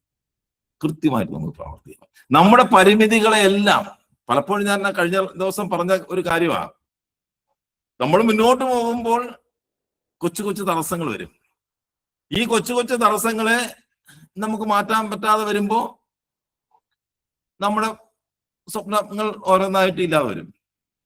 ഉദാഹരണത്തിന് നമ്മളൊരു കാര്യമായിട്ട് പോകുന്നു, ഒരു കത്ത് കിട്ടി. ഈ കത്ത് വളരെ പ്രധാനപ്പെട്ട വിവരങ്ങൾ അതിനകത്തുണ്ട്. നമുക്കറിയാത്തൊരു ഭാഷയിലാണ്, അത് വായിച്ചു തരാൻ ആരുമില്ല. അതൊരു ചെറിയ തടസ്സമാണ്. അല്ലെങ്കിൽ നമ്മളൊരു പ്രോഡക്റ്റിനെ കുറിച്ച് നമ്മൾ അറിഞ്ഞു. ആ പ്രോഡക്റ്റ് നമുക്ക് നമ്മുടെ പദ്ധതി ഇംപ്ലിമെന്റ് ചെയ്യുന്നതിന് വേണ്ടി വളരെ അനിവാര്യമായ ഒരു സാധനമാണ്. അപ്പൊ അത് പർച്ചേസ് ചെയ്യണം. അത് പർച്ചേസ് ചെയ്യണമെങ്കിൽ അത് ഇംഗ്ലീഷിൽ ഒരു കത്ത് അല്ലെങ്കിൽ ഒരു മെയിൽ അയക്കണം. മെയിൽ അയക്കാൻ നമുക്ക് ഭാഷ അറിഞ്ഞൂടാ. പലരുടെ അടുത്ത് പോയി ഒരു കത്ത് ഡ്രാഫ്റ്റ് ചെയ്യാൻ പറ്റിയില്ല. ഇതുപോലുള്ള കൊച്ചു കൊച്ചു നിസ്സാരങ്ങളായ പ്രശ്നങ്ങൾ വരും. അല്ലെങ്കിൽ ഏതെങ്കിലും അവസ്ഥയിൽ അതിന്റെ അടുത്ത ഘട്ടം എന്താണ് എന്നതിനെ കുറിച്ച് നമുക്ക് അറിയണം. ആരോട് ചോദിക്കണം? അതിന്റെ ഒരു സാങ്കേതികമായ ഉപദേശം വേണം. ആരോട് ചോദിക്കണം? ഒരു കൺസൾട്ടന്റിന്റെ അടുത്ത് പോയി കഴിഞ്ഞാൽ അത് കൊടുക്കാനുള്ള പൈസ ഇല്ല. ഇങ്ങനെയൊക്കെയുള്ള ഒരുപാട് പ്രശ്നങ്ങൾ വരും. ഈ പ്രശ്നങ്ങളെയൊക്കെ നമുക്ക് ഉടനടി നിമിഷ നേരങ്ങൾ കൊണ്ട് പരിഹരിക്കാൻ നമുക്ക് ഈ സാങ്കേതിക വിദ്യ കൊണ്ട് കഴിയും. അപ്പൊ എന്താണോ നിങ്ങൾ മനസ്സിനകത്തൊരു സ്വപ്നമുണ്ടെങ്കിൽ, ഒരു പദ്ധതി ഉണ്ടെങ്കിൽ, ആ പദ്ധതിയെ നമുക്ക് ഈ സാങ്കേതിക വിദ്യ ഉപയോഗിച്ച് ഉറപ്പായിട്ട് നേടിയെടുക്കാം. അതെന്താണെന്ന് നിങ്ങൾ ഐഡന്റിഫൈ ചെയ്യുക. അതുമായിട്ട് വേണം നമ്മൾ ഈ ക്ലാസ്സിലേക്ക് വരാൻ. ഓക്കെ, ഞാൻ പറഞ്ഞത് ഫോളോ ചെയ്യുന്നുണ്ടോ? Yes or no? യെസ്. അപ്പോ അവിടെയാണ് നമ്മൾ ചെയ്യുന്നത്. അപ്പൊ ഇത് നമുക്കറിയാം, നമ്മുടെ എല്ലാ മനുഷ്യന്റെ എല്ലാ പരിമിതികളെയും ഇല്ലാതാക്കുന്ന ഒരു സാധനമാണ്. ഒന്ന് ഭാഷാപരമായ പരിമിതി. ഇതിനകത്ത് ഏത് ഭാഷയും ആയിക്കൊള്ളട്ടെ, നമുക്ക് എല്ലാ ഭാഷകളും നമ്മുടെ മാതൃഭാഷയാണ്. എല്ലാ ഭാഷയും നമ്മുടെ മാതൃഭാഷയാണ്. ഇന്നിപ്പോ ബംഗാളില് തെരഞ്ഞെടുപ്പ് നടന്നു. നിങ്ങൾ രാഷ്ട്രീയ കാര്യങ്ങളിൽ വലിയ താല്പര്യമുള്ള ഒരാളാണ്. ബംഗാളിലെ തെരഞ്ഞെടുപ്പ് സംബന്ധിച്ചുള്ള ഒരു വാർത്ത സത്യസന്ധമായിട്ട് നമുക്ക് അറിയണമെങ്കിൽ ഏതെങ്കിലും ഒരു ബംഗാളി പത്രം വായിക്കണം, അല്ലേ? അങ്ങനെയല്ലേ? ഒരു ബംഗാളി പത്രം നോക്കുമ്പോൾ നമുക്ക് കൃത്യമായിട്ടുള്ള വാർത്ത അറിയാലോ. ഇപ്പൊ മനോരമയോ മാതൃഭൂമിയോ ഒക്കെ നോക്കുമ്പോൾ അത് എടുക്കാനും നമ്മൾ കേരളത്തിലെ ഒരു പത്രം കേരളത്തിലെ തെരഞ്ഞെടുപ്പിനെ സംബന്ധിച്ച് കേരളത്തിലെ ഒരു പത്രം വായിക്കുന്നത് പോലൊരു എഫക്റ്റ് ആയിരിക്കും ബംഗാളിയിലെ തെരഞ്ഞെടുപ്പ് സംബന്ധിച്ചമായ വാർത്ത ബംഗാളിലെ ഒരു പത്രം വായിച്ചു കഴിഞ്ഞാൽ. അത് നമുക്ക് മലയാള മനോരമയും മാതൃഭൂമി വായിക്കുന്ന പോലെ വായിക്കണം ഒരു ബംഗാളി പത്രം. സാധ്യമാണോ? സാധ്യമാണ്, വളരെ നിസ്സാരമായിട്ട് സാധ്യമാണ്.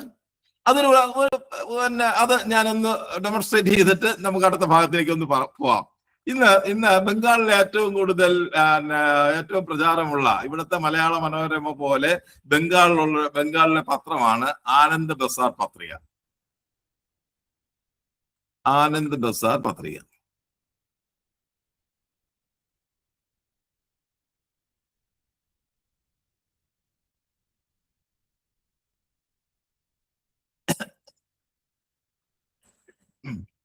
ഇതാണ് ആനന്ദ് ബസാർ പത്രികയുടെ നമ്മളെ ഇവിടുത്തെ പത്രത്തിന്റെ ഓൺലൈൻ പത്രത്തിന്റെ പോലെ ഒരു കെട്ടും മട്ടിലും ഒന്നും ഒരു സൗന്ദര്യമൊന്നും ഈ പത്രത്തിനില്ല. അവിടുത്തെ ഏറ്റവും വലിയ സർക്കുലേഷൻ ഉള്ള പത്രമാണ് ഈ ആനന്ദ് ബസാർ പത്രിക. ഈ പേപ്പറ് നമ്മള് ഇപ്പൊ ഞാൻ കമ്പ്യൂട്ടറിലാണ് എങ്കിലും നിങ്ങളുടെ മൊബൈൽ ഫോണിൽ ഈ ക്രോം കിട്ടും. നമ്മൾ നാളെ മുതലാണ് നമ്മൾ ഇതെല്ലാം ഡീറ്റെയിൽ ആയിട്ട് പഠിക്കുന്നത്. ഇന്ന് ഞാനിത് പഠിപ്പിക്കുന്നതല്ല, ഞാനൊന്ന് ഡെമോൺസ്ട്രേറ്റ് ചെയ്ത് കാണിക്കുക. അപ്പൊ ഈ പത്രം നമുക്ക് വളരെ നിസ്സാരമായിട്ട് നിങ്ങളുടെ മൊബൈൽ ഫോണില് ആണ് ക്രോം ഉപയോഗിക്കുന്നത് അല്ലെങ്കിൽ കമ്പ്യൂട്ടറിലാണ് ക്രോം ഉപയോഗിക്കുന്നതെങ്കിൽ അതിൽ വെച്ചുകൊണ്ട് വളരെ വളരെ നിസ്സാരമായി തന്നെ നമുക്കിതിനെ മലയാളത്തിലേക്ക് ട്രാൻസ്ലേറ്റ് ചെയ്യാം. എല്ലാ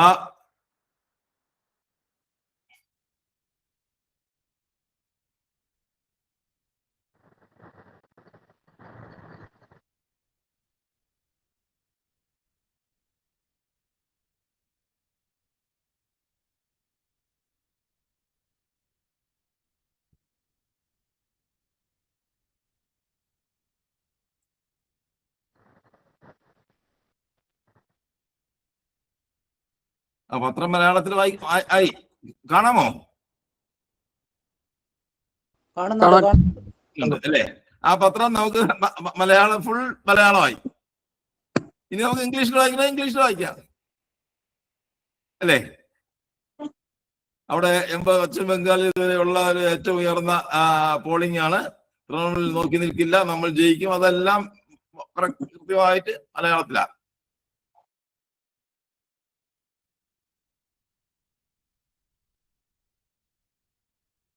ഓക്കെ, ഞാനൊരു ഉദാഹരണം, നമുക്ക് ഇന്നത്തെ ന്യൂയോർക്ക് ടൈംസ് പത്രം നമുക്ക് മലയാളത്തിൽ വായിക്കാം. ചൈനയിലെ പീപ്പിൾസ് ഡെയിലി എന്ന് പറയുന്ന ചൈനീസ് പത്രം നമുക്ക് വേണമെങ്കിൽ മലയാളത്തിൽ വായിക്കാം. ഏത് ഭാഷകളെല്ലാം ഇനി നമുക്ക് എല്ലാം ഒന്നുപോലെയാണ്. നമുക്കൊരു ഭാഷ മനസ്സിലായത് എയിലെ ഏറ്റവും പ്രധാനപ്പെട്ട ഒരു കാര്യമാണ്. എയില് നമുക്ക് എല്ലാ ഭാഷയിലും ഇത് മാത്രമല്ല, നമ്മൾ യൂട്യൂബ് വീഡിയോ കാണുന്നു. നമുക്ക് യൂട്യൂബ് വീഡിയോ, നിങ്ങൾക്ക് ഇഷ്ടപ്പെട്ട ഒരു ടെക്നോളജി സംബന്ധമായ ഒരു യൂട്യൂബ് വീഡിയോ കാണുന്നത് ഇംഗ്ലീഷിലാണ് അല്ലെങ്കിൽ ഫ്രഞ്ച് ഭാഷയിലാണ്. നിങ്ങളുടെ പ്രവർത്തന രംഗവുമായി ബന്ധപ്പെട്ട അല്ലെങ്കിൽ നിങ്ങൾക്ക് വളരെയധികം സഹായകരമാവുന്ന ഒരു വീഡിയോ, ആ യൂട്യൂബ് വീഡിയോ നിങ്ങൾക്ക് മലയാളത്തിൽ കേൾക്കാം. മലയാളത്തിലേക്ക് ട്രാൻസ്ലേഷൻ മലയാളത്തിൽ കേൾക്കാം, അതിന്റെ മലയാളത്തിൽ മാറ്റാം. ഇനി നിങ്ങൾക്ക് വായിക്കുന്നത് ഇഷ്ടമില്ല, അല്ല കേൾക്കുന്ന ഇഷ്ടമില്ല, ഇതെല്ലാം കൂടി വലിയ യൂട്യൂബ് വീഡിയോ അത് വായിക്കാം. അതിന്റെ സ്ക്രിപ്റ്റ് മാത്രമായിട്ട് മലയാളത്തിലാക്കണമെങ്കിൽ സ്ക്രിപ്റ്റ് മാത്രമായിട്ട് മലയാളത്തിൽ നമുക്ക് ചെയ്തു തരും. അതിന് പ്രത്യേകം AI ടൂളുകളുണ്ട്. നമുക്ക് ChatGPT, ജെമിനി എന്നൊക്കെ പറയുന്നത് വളരെ പോപ്പുലർ ആയിട്ടുള്ള സാധനങ്ങളാണ്.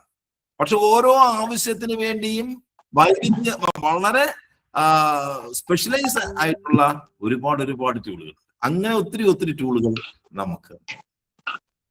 നമ്മളെ സംബന്ധിച്ച് നമ്മളൊരു കാര്യത്തിലേക്ക് പ്രവേശിക്കുമ്പോൾ, ഒരു കാര്യം ആദ്യമായിട്ട് ചെയ്യുമ്പോൾ അതിന്റെ പരമാവധി സാധ്യതകളെ കുറിച്ചും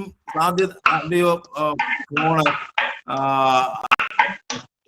ഇതാണ്, ഒന്ന് മ്യൂട്ട് ചെയ്യണം. അവിടെ ഫോൺ ഓൺ ആണ്, അതൊന്ന് മ്യൂട്ട് ചെയ്യുക. മൈക്കൊന്ന് ഓക്കെ. നമ്മള് ഒരു കാര്യം ചെയ്യാൻ പോകുന്നു. ഒരു നമ്മുടെ മനസ്സിനകത്തൊരു പദ്ധതിയുണ്ട്, അല്ലെങ്കിൽ ഒരു പുതിയ കാര്യം കുറിച്ച് നമ്മൾ എന്ത് പുതിയ കാര്യം ചെയ്യുമ്പോഴും അതിന്റെ സാധ്യതകളെ കുറിച്ച് അതുമായി ബന്ധപ്പെട്ട കാര്യങ്ങൾ ഒന്നൊന്നായിട്ട് നമ്മൾ ഇങ്ങനെ ആലോചിക്കും. അപ്പൊ നമുക്ക് ലഭ്യമായ അറിവിന്റെ അടിസ്ഥാനത്തിലാണ് നമ്മൾ ആലോചിക്കുന്നത്. അപ്പൊ നമ്മുടെ ചിന്തയിൽ വരുന്നത് വളരെ പരിമിതമായ കാര്യങ്ങളായിരിക്കും. ആ പരിമിതമായ കാര്യങ്ങളുടെ അടിസ്ഥാനത്തിലായിരിക്കും നമ്മൾ തീരുമാനം എടുക്കുന്നത്. അപ്പൊ ഏത് പദ്ധതി നടപ്പാക്കുമ്പോഴും അതിനകത്തൊരു ബ്രെയിൻ സ്ട്രോമിങ് എന്ന് പറയുന്ന ഒരു സംഭവമുണ്ട്. ചിലപ്പോ ഒരു വ്യക്തിയായിരിക്കും പലതരത്തിലുള്ള അറിവുകളൊക്കെ പഠിച്ചിട്ട് അതിനെക്കുറിച്ച് ഇങ്ങനെ ആലോചിച്ച് അതിന്റെ ഒരു മൈൻഡ് മാപ്പ് തയ്യാറാക്കുന്നത്.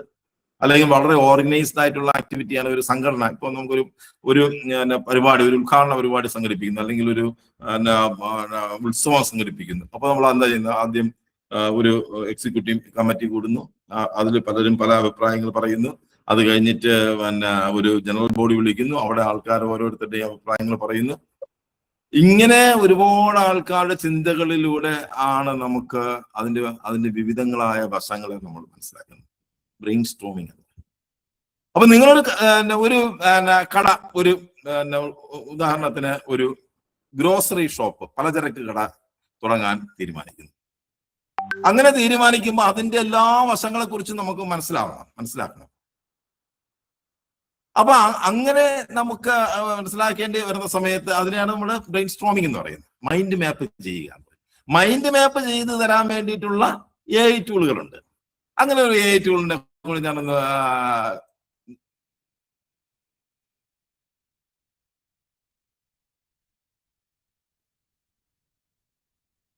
ഒരു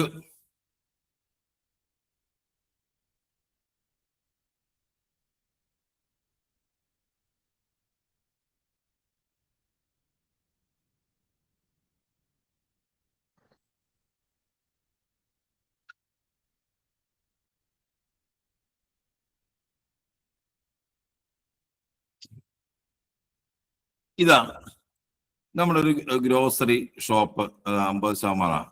അപ്പൊ അതിന്റെ എന്തൊക്കെയാണ് ലൊക്കേഷൻ കാണാമോ? Planning, location, marketing, production, technology, ഇതെല്ലാം ഇങ്ങനെ മൈൻഡ് മാപ്പ് ചെയ്തു തരും. ഓക്കെ.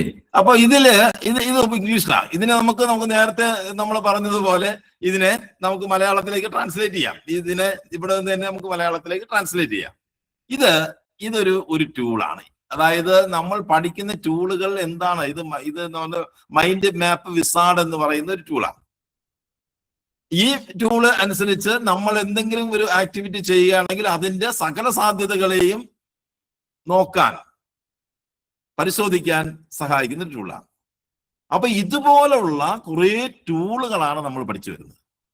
ഇത് മൈൻഡ് മാപ്പ് ഇത് നമ്മൾ നോക്കുന്നത് getmind.com എന്ന് പറയുന്ന ഒരു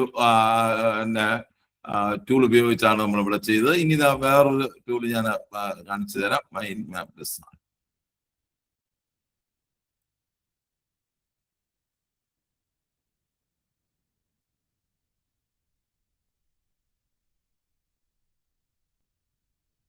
മൈൻഡ് മാപ്പ് വിസാർഡ്. നിങ്ങൾക്ക് എന്തെങ്കിലും ഒരു കാര്യം മൈൻഡ് മാപ്പ് ചെയ്യണമെന്നാണെങ്കിൽ പറയുമെങ്കിൽ നമ്മളിപ്പോ ഒന്ന് നോക്കാം. ആരെങ്കിലും പെട്ടെന്ന് പറയാമോ? നിങ്ങളുടെ ഒരു സ്വപ്ന പദ്ധതി ഒന്ന് പറയൂ. എന്തോ ആയിക്കോട്ടെ. വേസ്റ്റ് മാനേജ്മെന്റിന്റെ മൈൻഡ് മാപ്പ്. Waste management. എന്ത് waste management? Total waste. Plastic waste. Plastic waste. Waste management, plastic waste.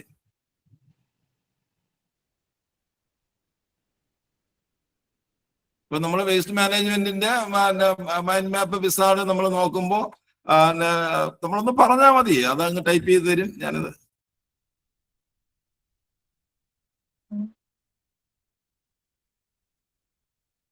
ഇതാ വന്നു. ഇതാ നോക്കൂ. പ്ലാസ്റ്റിക് വേസ്റ്റ് മാനേജ്മെന്റ് എന്താണ്? Land filling, reduction, prevention, impact of plastic waste. ഇപ്പുറത്ത് റീസൈക്ലിംഗ് ഇവിടെ നോക്കുന്നു. കളക്ഷൻ ആൻഡ് സെഗ്രിഗേഷൻ, കളക്ഷൻ അതിന്റെ drop off centre, source segregation, mechanical. ഇതിനകത്ത് നമുക്ക് വേണമെങ്കിൽ ഇതിനെ ഓരോന്നായിട്ട് ചുരുക്കിയൊക്കെ കൊണ്ടുവരാം.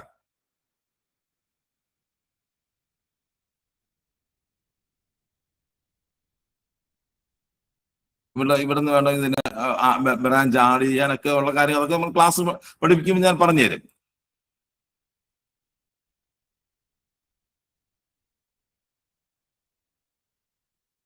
അത് ചോദിച്ചത് ആരാണ്?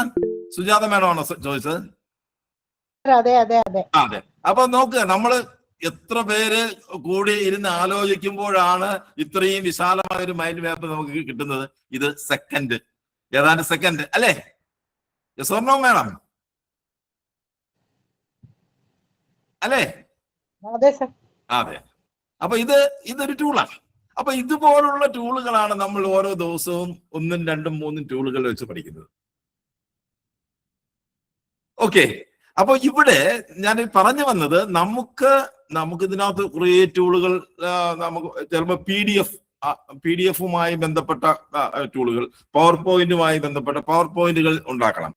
നമ്മളെ വിഷയം പറഞ്ഞു കൊടുത്താൽ മതി, പവർ പോയിന്റ് സ്ലൈഡുകൾ ഉണ്ടാക്കിത്തരും. നമ്മൾ ഒരുപാട് ഇൻഫർമേഷനുകളെയൊക്കെ പ്രോസസ് ചെയ്യുകയും PDF ഡോക്യുമെന്റുകൾ ധാരാളം കളക്ട് ചെയ്യുക, അത്തരത്തിലുള്ള ഇടപെടലുകൾ നിങ്ങളുടെ ഗവേഷണത്തിലോ അല്ലെങ്കിൽ നിങ്ങളുടെ ഓഫീസ് വർക്കോ ഒക്കെ ആയിട്ട് ബന്ധപ്പെട്ട് വരുമ്പോൾ പല PDF പേജുകളെയും നമുക്ക് 2 PDF ആയിട്ട് സെപ്പറേറ്റ് സ്പ്ലിറ്റ് ചെയ്യണം. 2, 3, 4 PDF പേജുകളെ ഒന്നിച്ചു കൊണ്ടുവരണം. PDF ഫയലുകൾ നമുക്ക് എഡിറ്റ് ചെയ്യണം. PDF ഫയലുകളിൽ നിന്ന് ഇമേജുകൾ റിമൂവ് ചെയ്യണം. ഇങ്ങനെയൊക്കെയുള്ള PDF ബന്ധപ്പെട്ട കാര്യങ്ങൾക്ക് വേണ്ടിയിട്ടുള്ള PDF അത് മാത്രം ചെയ്യുന്ന AI ടൂളുകളുണ്ട്. പവർ പോയിന്റ് മാത്രം ചെയ്തു തരുന്ന AI ടൂളുകൾ, വീഡിയോ ട്രാൻസ്ലേറ്റ് ചെയ്യുന്ന AI ടൂളുകളുണ്ട്, റിസർച്ച് ചെയ്തു തരുന്ന AI ടൂളുകളുണ്ട്. ഇനി ഇമേജുകൾ ജനറേറ്റ് ചെയ്യുന്ന AI ടൂളുകളുണ്ട്, വീഡിയോ ജനറേറ്റ് ചെയ്യുന്ന AI ടൂളുകളുണ്ട്. കഴിഞ്ഞ ദിവസം നമ്മൾ മ്യൂസിക് ഉണ്ടാക്കുന്ന AI ടൂളുകളുണ്ട്. അങ്ങനെ വ്യത്യസ്തങ്ങളായ ആവശ്യങ്ങൾക്ക് വേണ്ടിയിട്ടുള്ള ഒരു നിര ടൂളുകളാണ് നമ്മൾ പഠിക്കുന്നത്. അല്ലാതെ ChatGPT ജെമിനിയും മാത്രം പറഞ്ഞ് പഠിക്കുന്ന ഒരു സംവിധാനമല്ല. അപ്പൊ അതാണ് ഇതിന്റെ വിശാലമായ ഒരു സാധ്യത. ഇനി ഇതിൽ ഏറ്റവും പ്രധാനപ്പെട്ട കാര്യം, ഇതെങ്ങനെയാണ് ഇത് ഉപയോഗിക്കേണ്ടത്, അവിടെയാണ് പ്രധാനം. ഇന്ന് AI സർവ്വസാധാരണമാണ്, എല്ലാവർക്കും എല്ലാവരുടെ ഫോണിൽ നിന്നും എല്ലാം ഉപയോഗിക്കാം. ChatGPT ജെമിനി അടക്കമുള്ള അത് ഉപയോഗിക്കാനും അത് ഉപയോഗിക്കേണ്ട ഒരു രീതിയുണ്ട്. ആ രീതി ശാസ്ത്രം ഉപയോഗിച്ച ടെക്നിക്കുകളുണ്ട്, ട്രിക്കുകളുണ്ട്. ആ ട്രിക്കുകളും ടെക്നിക്കുകളും രീതി, അതിനെ പ്രോംപ്റ്റിംഗ് എന്ന് പറയാം. പ്രോംപ്റ്റിങ്ങുമായി ബന്ധപ്പെട്ട ഒരു നോഹവും അതൊക്കെ പഠിച്ചെങ്കിൽ മാത്രമേ നമുക്ക് ഈ ഒരു സാധനം കൊണ്ട് എന്തും സാധ്യമാകുന്ന, നമ്മൾ നിങ്ങളുടെ മനസ്സിൽ ഒരു സ്വപ്നം, അത് എന്തോ ആയിക്കൊള്ളട്ടെ, ഒരു സ്വപ്നം നിങ്ങളുടെ മനസ്സിനകത്തുണ്ടെങ്കിൽ, ഒരു പദ്ധതി ഉണ്ടെങ്കിൽ, ഈ സാങ്കേതിക വിദ്യ കൊണ്ട് കണ്ട് നമുക്ക് അനായാസം ഇംപ്ലിമെന്റ് ചെയ്യാം. Okay okay. നമുക്ക് 9 മണിയായി. ഇനി എന്തെങ്കിലും സംശയങ്ങൾ ഉണ്ടെങ്കിൽ ഒന്ന് ചോദിക്കുക. നമ്മൾ ഇന്നത്തെ ഒരു ക്ലാസ് അല്ല, നമ്മൾ അടുത്ത ദിവസം മുതലാണ് നമ്മൾ ക്ലാസ് വരുന്നത്. ആദ്യത്തെ ക്ലാസ്സുകൾ എന്ന് പറയുന്നത് നമുക്ക് ഇതിനകത്ത് കാര്യങ്ങൾ കൊടുക്കണമല്ലോ, പറയണമല്ലോ. ആ പറയുക, കൊടുക്കുക എന്നുള്ളത് നമുക്ക് പറ്റുന്നത് നമുക്ക് വാക്കുകളാണ്, സംസാരിക്കലാണ്. അങ്ങനെ വോയിസിനെ ടെക്സ്റ്റ് ആക്കുന്ന രീതിയും, അതിന് യൂണിക്കോഡ് ആൻഡ് ഗ്രാഫിക് ഫോണ്ടുകൾ, അങ്ങനെ ഗ്രാഫിക് ഫോണ്ടിന് യൂണിക്കോഡ് ആക്കുക, യൂണിക്കോഡിന് ഗ്രാഫിക് ഫോണ്ട് ആക്കുക, അത് AIക്ക് മനസ്സിലാകുന്ന വിധത്തിലൊക്കെ ആക്കുക. അങ്ങനെയുള്ള അടിസ്ഥാനപരമായ കാര്യങ്ങളിൽ നിന്നാണ് നമ്മൾ വരുന്ന ക്ലാസ്സുകളിൽ നമ്മൾ പഠിച്ചു തുടങ്ങുന്നത്. ഇന്ന് ഞാൻ ഈ പറഞ്ഞതുമായി ബന്ധപ്പെട്ട എന്തെങ്കിലും സംശയങ്ങളൊക്കെ ഉണ്ടെങ്കിൽ ഒന്ന് ചോദിക്കുക. നമുക്ക് വീണ്ടും ഒരു 5-10 മിനിറ്റ് സമയം കൂടെ തുടരാം. അല്ലേ പങ്കജാക്ഷി സാർ?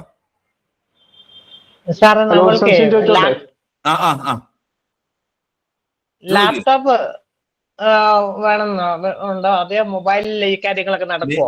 നിങ്ങൾക്ക് ലാപ്ടോപ്പ് ഉണ്ടെങ്കിൽ ലാപ്ടോപ്പ് ഉപയോഗിക്കുക, മൊബൈൽ ഫോൺ ഉണ്ടെങ്കിൽ മൊബൈലിൽ ഉപയോഗിക്കുക. നമ്മൾ ഇതിനകത്ത് കാണുന്ന എല്ലാ കാര്യങ്ങളും നിങ്ങളുടെ മൊബൈൽ ഫോണിൽ ചെയ്യാൻ പറ്റുന്ന കാര്യങ്ങളാണ്. പക്ഷെ ചെറിയതാണെന്ന് കാണാൻ ബുദ്ധിമുട്ടായിരിക്കും അല്ലേ? ചെറിയ മൊബൈൽ ടാബൊക്കെ ആണെങ്കിൽ കുറച്ച് സൗകര്യമായിരിക്കും. ലാപ്ടോപ്പ് ആണെങ്കിൽ ലാപ്ടോപ്പ്, ടാബോ, മൊബൈലോ ഒക്കെ ആവാം. എന്താ ചില സാധനങ്ങൾ മൊബൈലിൽ മാത്രമേ ചെയ്യാൻ പറ്റുള്ളൂ. അങ്ങനെയൊക്കെയുള്ള കാര്യങ്ങളുണ്ട്. ഓക്കെ. അപ്പൊ നമുക്ക് ആപ്പെല്ലാം ഫ്രീ ആണോ? എന്തേ? ഈ ആപ്പുകൾ ഇപ്പൊ സാറ് പറഞ്ഞ അതെ, ആപ്പുകൾ സാർ ചോദിച്ച വളരെ പ്രസക്തമായ ചോദ്യമാണ്. നമ്മളിപ്പോ പറയുന്ന നമുക്കറിയാം ദിവസവും നൂറുകണക്കിന് AI ടൂളുകൾ വരുന്നുണ്ട്. ഈ AI ടൂളുകളെല്ലാം പെയ്ഡ് ആണ്. പക്ഷെ നമ്മൾ ഈ കോഴ്സിനകത്ത് ഇൻക്ലൂഡ് ചെയ്തിട്ടുള്ളത് എല്ലാവർക്കും സൗജന്യമായിട്ട് ഉപയോഗിക്കാൻ പറ്റുന്ന ടൂളുകൾ മാത്രമേ സെലക്ട് ചെയ്ത് വെച്ചു. അതാണ് നമ്മുടെ ഈ കോഴ്സിന്റെ ഒരു അട്രാക്ഷനും അതാണ്. അതായത് നമുക്ക് ടൂളുകൾ എത്ര വേണോ നമുക്ക് സെർച്ച് ചെയ്താൽ കണ്ടുപിടിക്കും, പക്ഷെ അത് ഉപയോഗിക്കാൻ പറ്റില്ല. ഉപയോഗിക്കണമെങ്കിൽ വലിയ പൈസ അതിനകത്ത് കൊടുക്കണം. പെയ്ഡ് ടൂളുകൾ ഫ്രീ ആയിട്ട് ഉപയോഗിക്കാനുള്ള കുരുട്ട് വിദ്യകളും നമ്മൾ ഈ ക്ലാസ്സിനകത്ത് പറയുന്നുണ്ട്. Okay sir. ഇനി ഓക്കെ, താങ്ക് യു സാർ. വളരെ ഇൻഫർമേറ്റീവ് ആയിരുന്നു ക്ലാസ്. ഒപ്പം ഇന്ന് ഒരു പുസ്തക ദിനമാണ്, ബുക്സ് ഡേ ആണ്, ഇന്റർനാഷണൽ ബുക്സ് ഡേ ആണ്. അതെ, അന്ന് അതുകൊണ്ട് നമ്മൾ കൂടുതൽ വിജ്ഞാനം, വിവരം, ആ ഭാഗത്തിലേക്ക് കൂടുതൽ ശ്രദ്ധിക്കുമ്പോൾ അതിന് പറ്റിയ ദിവസത്തിൽ ഒരു നല്ലൊരു തുടക്കം ഇതിന് കിട്ടി എന്നുള്ളതാണ് ഇതിലെ പ്രധാനം. അപ്പം ഇത് നല്ലൊരു രീതിയിൽ തന്നെ മുന്നോട്ട് പോകുമെന്ന് പ്രതീക്ഷിക്കുന്നു. എല്ലാവിധ ഭാവങ്ങളും ആശംസകളും. Thank you sir. ഇന്ന് പുസ്തക ദിനമാണ് എന്നുള്ള കാര്യം എന്റെ ശ്രദ്ധയിൽ വന്നിരുന്നില്ല. അങ്ങനെയാണെങ്കിൽ AI ഉപയോഗിച്ച് ഒരു പുസ്തകം ഉണ്ടാക്കുന്ന ആ ഒരു ടൂൾ കൂടെ ഇതിനിടയിൽ കാണിക്കാമായിരുന്നു. നിങ്ങളുടെ ഒരു മനസ്സിനകത്ത് നിങ്ങൾക്ക് ഒരു പുസ്തകം എഴുതണം. പുസ്തകം എഴുതുന്നതിനുള്ള കൺസെപ്റ്റ് കൊടുത്തു കഴിഞ്ഞാൽ നിങ്ങളെ പേരിൽ ഒരു പുസ്തകം തന്നെ എഴുതി തരും. അത് നിങ്ങൾക്ക് പബ്ലിഷും ചെയ്യാം. ഒരു പ്രോംപ്റ്റ് 1 or 2 വരി കൊടുത്താൽ നിങ്ങളുടെ മനസ്സിനകത്തുള്ള ആശയം വിശദീകരിച്ചു കൊടുത്തു കഴിഞ്ഞാൽ അതിനെക്കുറിച്ച് ഒരു പുസ്തകം തയ്യാറാക്കി തരും. അതിനുള്ള ടൂളുകളുണ്ട്, ഫ്രീ ആയിട്ട് ചെയ്യാൻ പറ്റും. ഓക്കെ, പക്ഷേ നമ്മുടെ റിസർച്ച് പേപ്പേഴ്സ് ഒക്കെ ഇത് ഉപയോഗിച്ച് ചെയ്യാൻ പാടില്ല എന്നും, അത് പ്ലാഗിയാരിസം എന്ന് പറയുന്ന കോൺസെപ്റ്റ് വെച്ചിട്ട് എന്തൊരു ടൂൾ ഉണ്ട്. അതായത് നമ്മൾ ഇതിനകത്ത് ഇത് AI ഡിക്റ്റേറ്റർ. ഇപ്പൊ നമ്മൾ അതായത് നമ്മൾ ഇതിനകത്ത് നമ്മൾ കുറെ കാര്യങ്ങൾ പഠിക്കുന്നത്, ഈ കാര്യങ്ങൾ നമ്മുടേതായ ആവശ്യങ്ങൾക്ക് വിനിയോഗിക്കാൻ വേണ്ടിയാണ്. ഇപ്പൊ നമ്മളൊരു പുസ്തകം എഴുതുക എന്ന് പറയുന്നത് നിങ്ങൾക്ക് നിങ്ങളുടെ പുസ്തകം എഴുതുന്ന ഒരു പ്രക്രിയയെ സഹായിക്കാൻ പലപ്പോഴും അത് ചിലപ്പോ അതിന്റെ അക്ഷരത്തെറ്റുകൾ, ഗ്രാമർ മിസ്റ്റേക്കുകൾ മാറ്റാൻ, അങ്ങനെയൊക്കെ നമുക്ക് AI ഉപയോഗിക്കാം. അപ്പൊ AI ഉപയോഗിച്ച് നമുക്ക് കൺസെപ്റ്റ് കൊടുത്ത് പുസ്തകങ്ങളും എഴുതാം.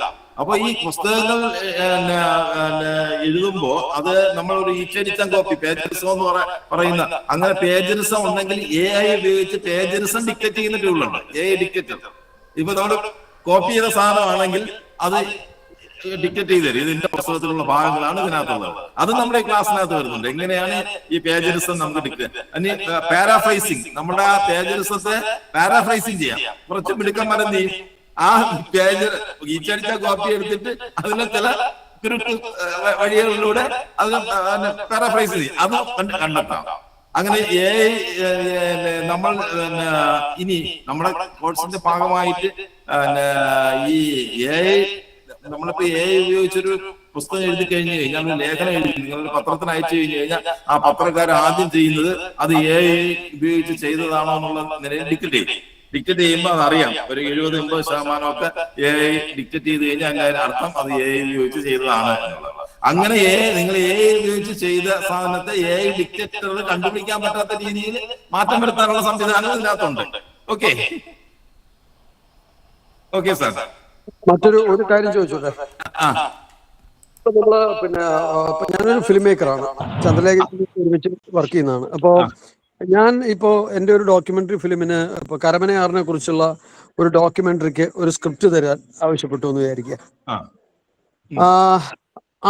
എനിക്ക് ലഭിക്കുന്ന സ്ക്രിപ്റ്റ് ഇതേപോലെ മറ്റൊരാൾ ഡിമാൻഡ് ചെയ്താൽ കിട്ടുന്നതും ഇതും രണ്ടും ഐഡന്റിക്കൽ ആയിരിക്കുമോ? വ്യത്യസ്തമായിരിക്കും.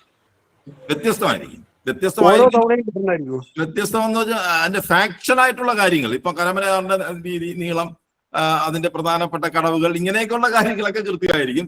അല്ലാതെ ഇതിന്റെ കൺസ്ട്രക്ഷൻ, അതിന്റെ സെന്റൻസുകൾ, ഈ കാര്യങ്ങളെല്ലാം വ്യത്യസ്തമായിരിക്കും. അത് അവിടെയാണ് നമ്മൾ ഇതിന്റെ പ്രോംപ്റ്റിങ്ങിനെ കുറിച്ച് നമ്മൾ പ്രധാനമായിട്ടും പഠിക്കുന്നത്. 2, ഈ AI എന്ന് പറയുന്നത് ഇപ്പൊ സാറ് ഒരു ഉദാഹരണത്തിന് ചാറ്റ് ജെമിനിയിൽ ആണ് കാര്യങ്ങൾ ചെയ്യുന്നതെങ്കിൽ സാറിന്റെ ചിന്ത, സാറിന്റെ വീക്ഷണം, സാറിന്റെ മനോഭാവം ഒക്കെ AI പഠിച്ചെടുക്കും. അങ്ങനെ പഠിച്ചെടുത്തിട്ട് താങ്കളുടെ വീക്ഷണത്തിന് ഉതകുന്ന വിധത്തിൽ അല്ലെങ്കിൽ കാഴ്ചപ്പാടിനനുസരിച്ച് നേരത്തെ അന്വേഷിച്ച വിവരങ്ങളുടെയൊക്കെ അടിസ്ഥാനത്തിലായിരിക്കും ഈ സാധനം ജനറേറ്റ് ചെയ്ത് തരുന്നത്. ഓക്കെ, അവിടെ ഒരു സംശയം കൂടെ ചോദിച്ചു ഞാൻ നിർത്താം. പിന്നെ ഈ ക്രിയേറ്റിവിറ്റിയെ പ്രോംപ്റ്റ് കൊണ്ട് റീപ്ലേസ് ചെയ്യുന്ന ഒരു സംവിധാനമാണോ സത്യത്തിൽ ഇത്?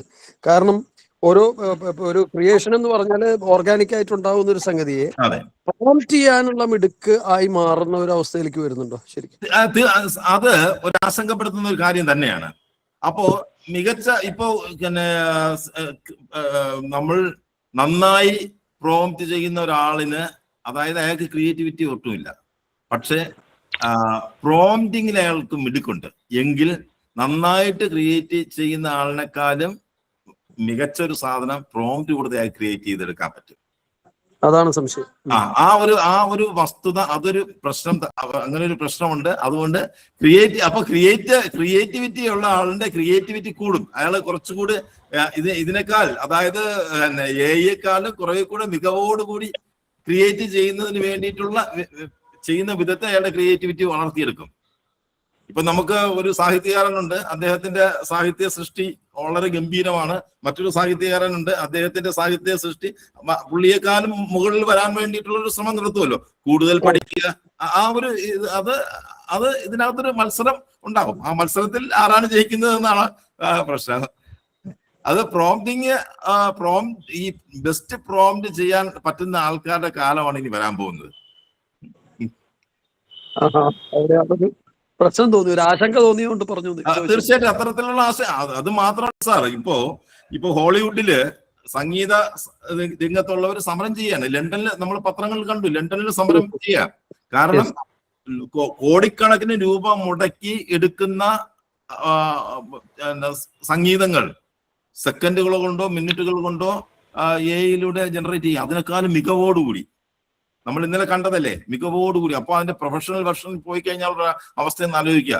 ആ രംഗത്തുള്ളവർക്ക് തൊഴിൽ നഷ്ടപ്പെടുകയാണ്. പല മേഖലകളിൽ ഇപ്പൊ തൊഴിൽ നഷ്ടപ്പെടുന്ന പല മേഖലകളിലും തൊഴിൽ നഷ്ടപ്പെടും. അവര് ഉദാഹരണത്തിന് നമ്മുടെ നാട്ടിൽ ഇപ്പൊ തന്നെ എഐ മൂലം 2 വിഭാഗത്തിന് തൊഴിൽ ഏതാണ്ട് ഏറെക്കുറെ പൂർണ്ണമായിട്ട് നഷ്ടപ്പെട്ടു. ഒന്ന് മെഡിക്കൽ സയൻസിലെ പാത്തോളജിസ്റ്റ്, റേഡിയോളജിസ്റ്റ് നമ്മൾ ശരീരം സ്കാൻ ചെയ്യുമ്പോൾ ഒരു റേഡിയോളജിസ്റ്റ് ആണ് റിപ്പോർട്ട് വരുന്നത്.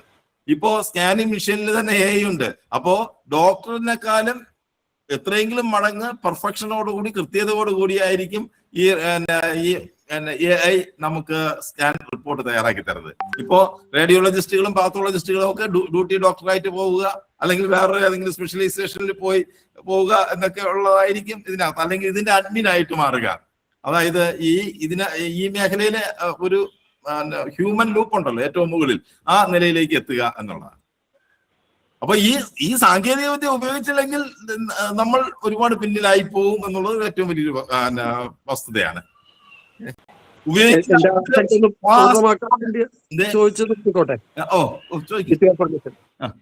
മറ്റൊന്നുമല്ല, ഇപ്പൊ ഫിലിം മേക്കിങ്ങിൽ വളരെ സങ്കീർണമായ ഒരു പ്രോസസ്സാണല്ലോ, വളരെ സങ്കീർണമാണ്. അതിന്റെ സ്ക്രിപ്റ്റിംഗ് തൊട്ട് കാസ്റ്റിംഗ് തൊട്ട് എല്ലാം ഒരുപാട് എൻസംബിൾ ആർട്ട് എന്നുള്ള നിലയ്ക്ക്. അപ്പൊ അവിടെ നമ്മള് പല കാര്യങ്ങളും, ഇപ്പൊ ആക്ടിങ് ആവട്ടെ, അതിന്റെ റിതം ആവട്ടെ, മ്യൂസിക് പിച്ച് ചെയ്യുന്ന സ്ഥലമാവട്ടെ, ഇങ്ങനെയൊക്കെ അത് ഒരു മേക്കറുടെ ചോയ്സ് ആണ്.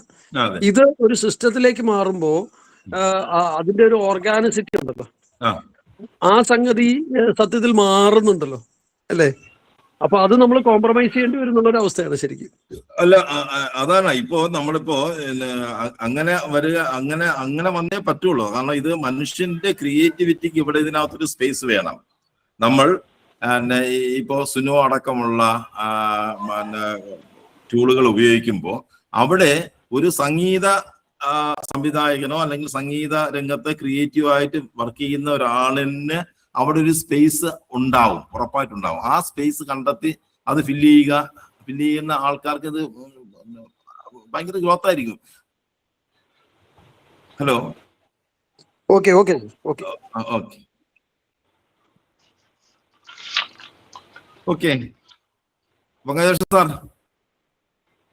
പങ്കേഷ് സാർ പോയോ? ഹലോ, പറയൂ സാർ. ഉണ്ടല്ലോ, ശാന്തമ്മ മാഡമാണ് അടുത്ത ഇതിന്റെ സാമ്പത്തിക കാര്യങ്ങൾ അതുമായി ബന്ധപ്പെട്ട കാര്യങ്ങൾ പറയേണ്ട ആള്. ശാന്തമ്മ ഉണ്ടോ? ശാന്തമ്മ മാഡം പറഞ്ഞോളൂ.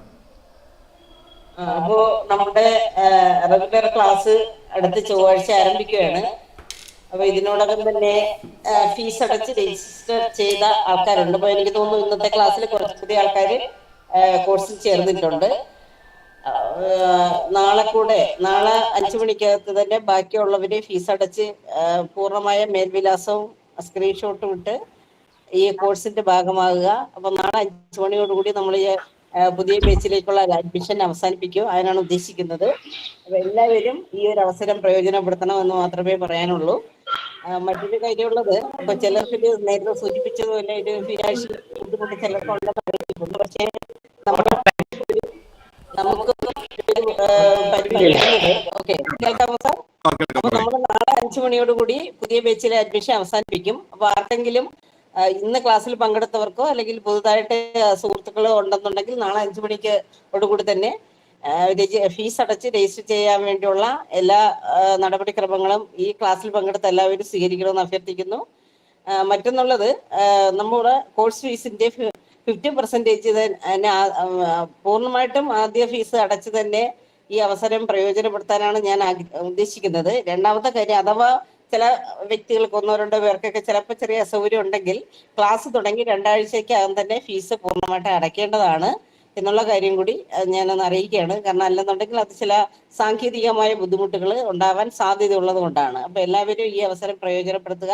ഒപ്പം നമ്മുടെ ഇന്നത്തെ ഈ ക്ലാസ് ഉദ്ഘാടനം ചെയ്ത പ്രിയപ്പെട്ട അച്ഛൻ, അനുഭവം പങ്കുവച്ച ഡോക്ടർ ചന്ദ്രലേഖ, നമ്മുടെ പ്രിയപ്പെട്ട സജി സാർ, എല്ലാവർക്കും ഉപരി ഈ കോഴ്സിൽ പങ്കെടുക്കാനെത്തിയ എല്ലാവർക്കും നന്ദി രേഖപ്പെടുത്തുന്നു. അപ്പൊ ശാന്തമ്മ മാഡം പറഞ്ഞത് ഇത്രയേ ഉള്ളൂ. നമ്മുടെ ഫീസ് കൺസെഷൻ 4000 രൂപയുടെ ഫീസ് വരുന്ന ദിവസങ്ങളിൽ തന്നെ ബാക്കി തുക അടച്ച് പൂർത്തിയാക്കണമെന്നുള്ളതാണ് പ്രധാനമായിട്ട് ഉദ്ദേശിച്ചത്. ആണല്ലോ മാഡം? ഓക്കെ. അപ്പോ ഓക്കെ, എന്തെങ്കിലും ഈ ഫീസിനെ സംബന്ധിച്ചോ കോഴ്സിനെ സംബന്ധിച്ചോ ഉള്ള സംശയങ്ങൾ ഉണ്ടെങ്കിൽ ചോദിക്കാം.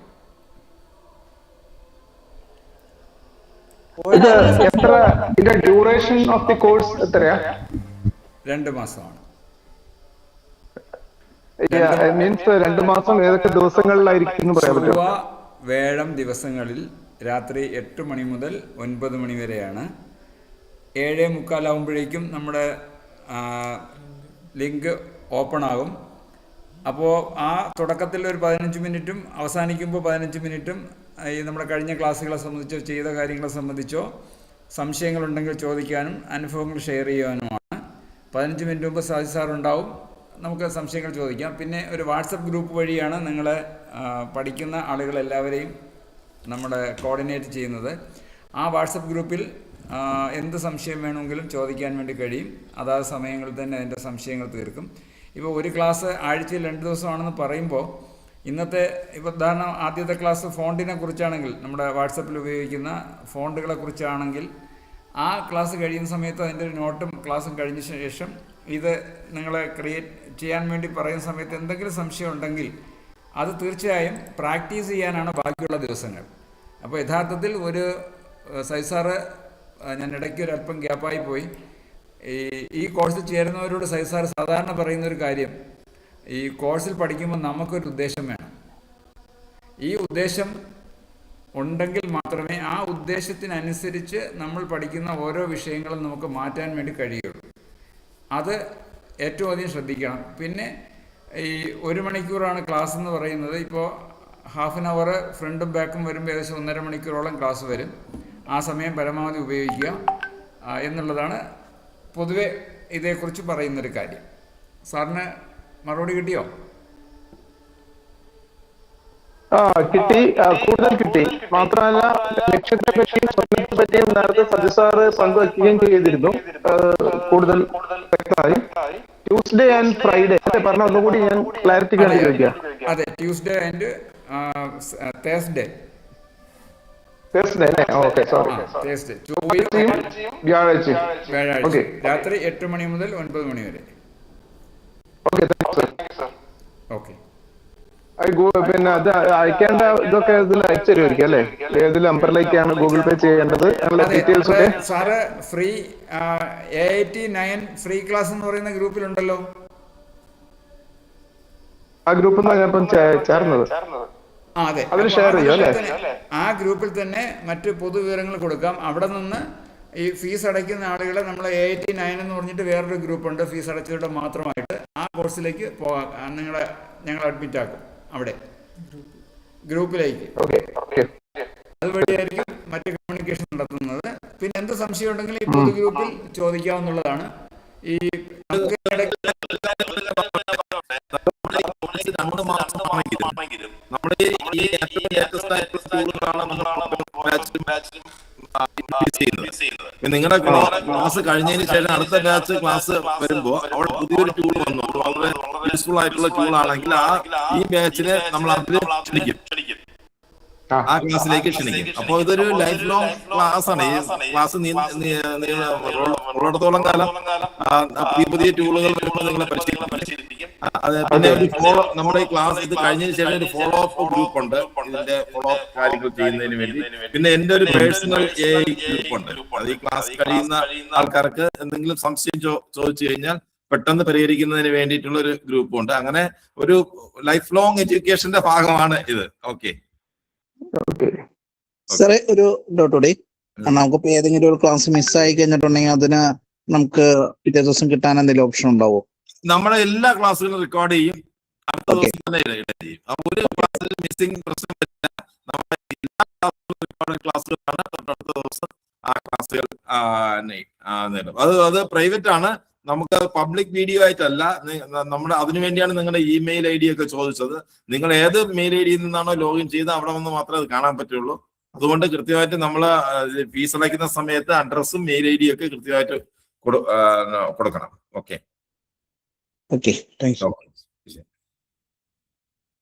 അപ്പോ മകേഷ് സാർ, അപ്പൊ നിർത്താമോ? അതെ, ഒരു പാർട്ടിസിപ്പന്റിന് നിങ്ങളുടെ എന്താണ് അനുഭവം, എന്തെങ്കിലും കാര്യങ്ങൾ പറയാണെങ്കിൽ പറഞ്ഞുകൊണ്ട് ഒരു നന്ദി പറയാൻ അവസരമുണ്ട്. ഞാൻ തന്നെ പറയാമെന്നാ? അതെ, പറയൂ സാർ. പരിചയപ്പെടുത്തിക്കൊണ്ട് പറയാം. റൈറ്റ്. എന്റെ പേര് ഗഗനൻ. ഞാൻ സിവിൽ സർവീസ് ATO ആയിട്ട് കോഴിക്കോട് ATO ട്രഷറി ഡിപ്പാർട്ട്മെന്റ് അവിടുന്ന് പിന്നെ റിട്ടയർ ചെയ്ത ആളാണ്. പിന്നെ റിട്ടയർ ചെയ്തിട്ട് 4 വർഷം ആവാറായി. പിന്നെ ഇങ്ങനെയുള്ള ഒരു മേഖലയെ പറ്റിയിട്ട് ഞാൻ ഇങ്ങനെ പലപ്പോഴും ചിന്തിക്കാറുണ്ടായിരുന്നു. അത് ChatGPT-യിൽ ആ സ്വപ്നം, നേരത്തെ സാറ് പറഞ്ഞ പോലെയുള്ള ആ സ്വപ്നം അവിടെ വെച്ച് ഞാൻ അങ്ങനെ കഴുത കാമം കരഞ്ഞു തീർക്കുന്നു പറഞ്ഞ പോലെ അത് അവിടെ വെച്ചിട്ട് ഞാൻ എൻ്റെ സംശയങ്ങളും മറ്റും നിവാരണം ചെയ്യുമായിരുന്നു. അപ്പോഴും എനിക്കറിയാം ഇതിനപ്പുറത്തേക്ക് കാര്യങ്ങളുണ്ട്. അപ്പം അതിനെ പറ്റിയിട്ട് കൂടുതൽ എങ്ങനെ എവിടുന്ന് കിട്ടുമെന്നൊക്കെ ആലോചിച്ചുകൊണ്ടിരിക്കുമ്പോഴാണ് ജോൺസൺ സാറാണ് ഇന്ന് പിന്നെ ഇതിന്റെ ഒരു ലിങ്ക് എനിക്ക് എത്തിച്ചു തന്നത്. അപ്പൊ ജോൺസൺ സാറിനോട് പ്രത്യേകം നന്ദി ഞാൻ പറയാൻ കൂടി അവസരം വിനിയോഗിക്കുകയാണ്. അപ്പം ഈ ക്ലാസ് പിന്നെ കണ്ടക്ട് ചെയ്തിട്ടുള്ള സജു സാർ, അദ്ദേഹത്തിന്റെ സ്വതസിദ്ധമായിട്ടുള്ള ശൈലി, വളരെ മനോഹരമായിട്ടുള്ള പുഞ്ചിരിയോടുകൂടി കാര്യങ്ങൾ ലളിത സുന്ദരമായിട്ട് കഥകളുടെ അകമ്പടിയോടുകൂടി അവതരിപ്പിക്കുന്ന ഈ ലാഘവ ബുദ്ധി, അത് കൂടുതൽ ഞങ്ങളെ രസിപ്പിക്കുന്നു. ഞങ്ങൾക്ക് കൂടുതൽ ബോറടിപ്പിക്കാത്ത കാര്യങ്ങൾ മനസ്സിലാകും എന്ന് ഞാൻ പ്രത്യാശിക്കുകയാണ്. ഒപ്പം ഇതിന് ചുക്കാൻ പിടിക്കുന്ന പിന്നെ എല്ലാ അണിയറയിൽ പ്രവർത്തിക്കുന്ന എല്ലാവരും, നേരത്തെ അച്ഛൻ പറഞ്ഞതുപോലെ ഈ സാങ്കേതിക വിദ്യ അല്ലെങ്കിൽ ഈ ആർട്ടിഫിഷ്യൽ ഇന്റലിജൻസ് എന്നതിന് കൃത്രിമത്വം എന്നല്ല അദ്ദേഹം ഉദ്ദേശിക്കുന്നത്. നിർമ്മിത ബുദ്ധി എന്ന വാക്കാണ് അദ്ദേഹം കൂടുതൽ അനുയോജ്യമായിട്ട് ഉപയോഗിച്ചത്. നിർമ്മിതം എന്നതുകൊണ്ട് മനുഷ്യന്മാർക്ക് അതിനോട് കൺട്രോൾ ഉണ്ടായിരിക്കുമെന്ന് തന്നെയാണ് അദ്ദേഹം വളരെ പോസിറ്റീവായിട്ട് അതിനോട് കാണുന്നത്. അത് തന്നെ നമുക്ക് ഈ ഗ്രൂപ്പിൽ എല്ലാവർക്കും പോസിറ്റീവായിട്ട് ഈ കാര്യങ്ങളെ, ഈ സമസ്യയെ എങ്ങനെ കൂടുതൽ വളരെ ധനാത്മകമായും വളരെ സതുദ്ദേശപരമായും വളരെ മനോഹരമായും വളരെ നല്ല രീതിയിൽ ഇതിനെ ഉപയോഗിക്കുവാൻ നമുക്ക് കഴിയും എന്നുള്ള ഒരു ശുഭാപ്തി വിശ്വാസത്തോടു കൂടി ഇതിനണിയിൽ പ്രവർത്തിക്കുന്ന പങ്കജാക്ഷൻ സാറായാലും ആന്റണി സാറായാലും നേരത്തെ പറഞ്ഞിട്ടുള്ള നമ്മുടെ പദ്മോസ് പാതിരി എന്നാണ് പേര് ഞാനിങ്ങനെ കണ്ടത്, വേറെന്തോ വലിയ പേരാ ഉപയോഗിച്ചത്. അദ്ദേഹത്തിന്റെ ഒക്കെ ഒരു അനുഗ്രഹവും ആശിസ്സും ഒക്കെ ഇതിന്റെ പശ്ചാത്തലമായിട്ട് ഉണ്ടായിരിക്കുമെന്നും അതുപോലെ ഞങ്ങൾക്ക് കൂടുതൽ സരളവും സുന്ദരവും വളരെ ശാസ്ത്രീയവും അതേ ഒപ്പം തന്നെ സമഗ്രവുമായിട്ട് കാര്യങ്ങൾ ഉൾക്കൊള്ളുവാൻ സാധിക്കുന്നു ഞങ്ങൾക്ക് ഉറപ്പുണ്ട്. Thank you very much. വളരെ നന്നായി, വളരെ നന്നായി. Okay, thank you. Johnson sir നമ്മളൊരു സുദീർഘമായ ഒരു സുഹൃത്താണ്. ഏതാണ്ട് 10-30 വർഷത്തോളമുള്ള ഒരു ബന്ധമുണ്ട് ജോൺസൺ സാറുമായിട്ട്, എനിക്ക് പ്രകാശ് സാറിനൊക്കെ.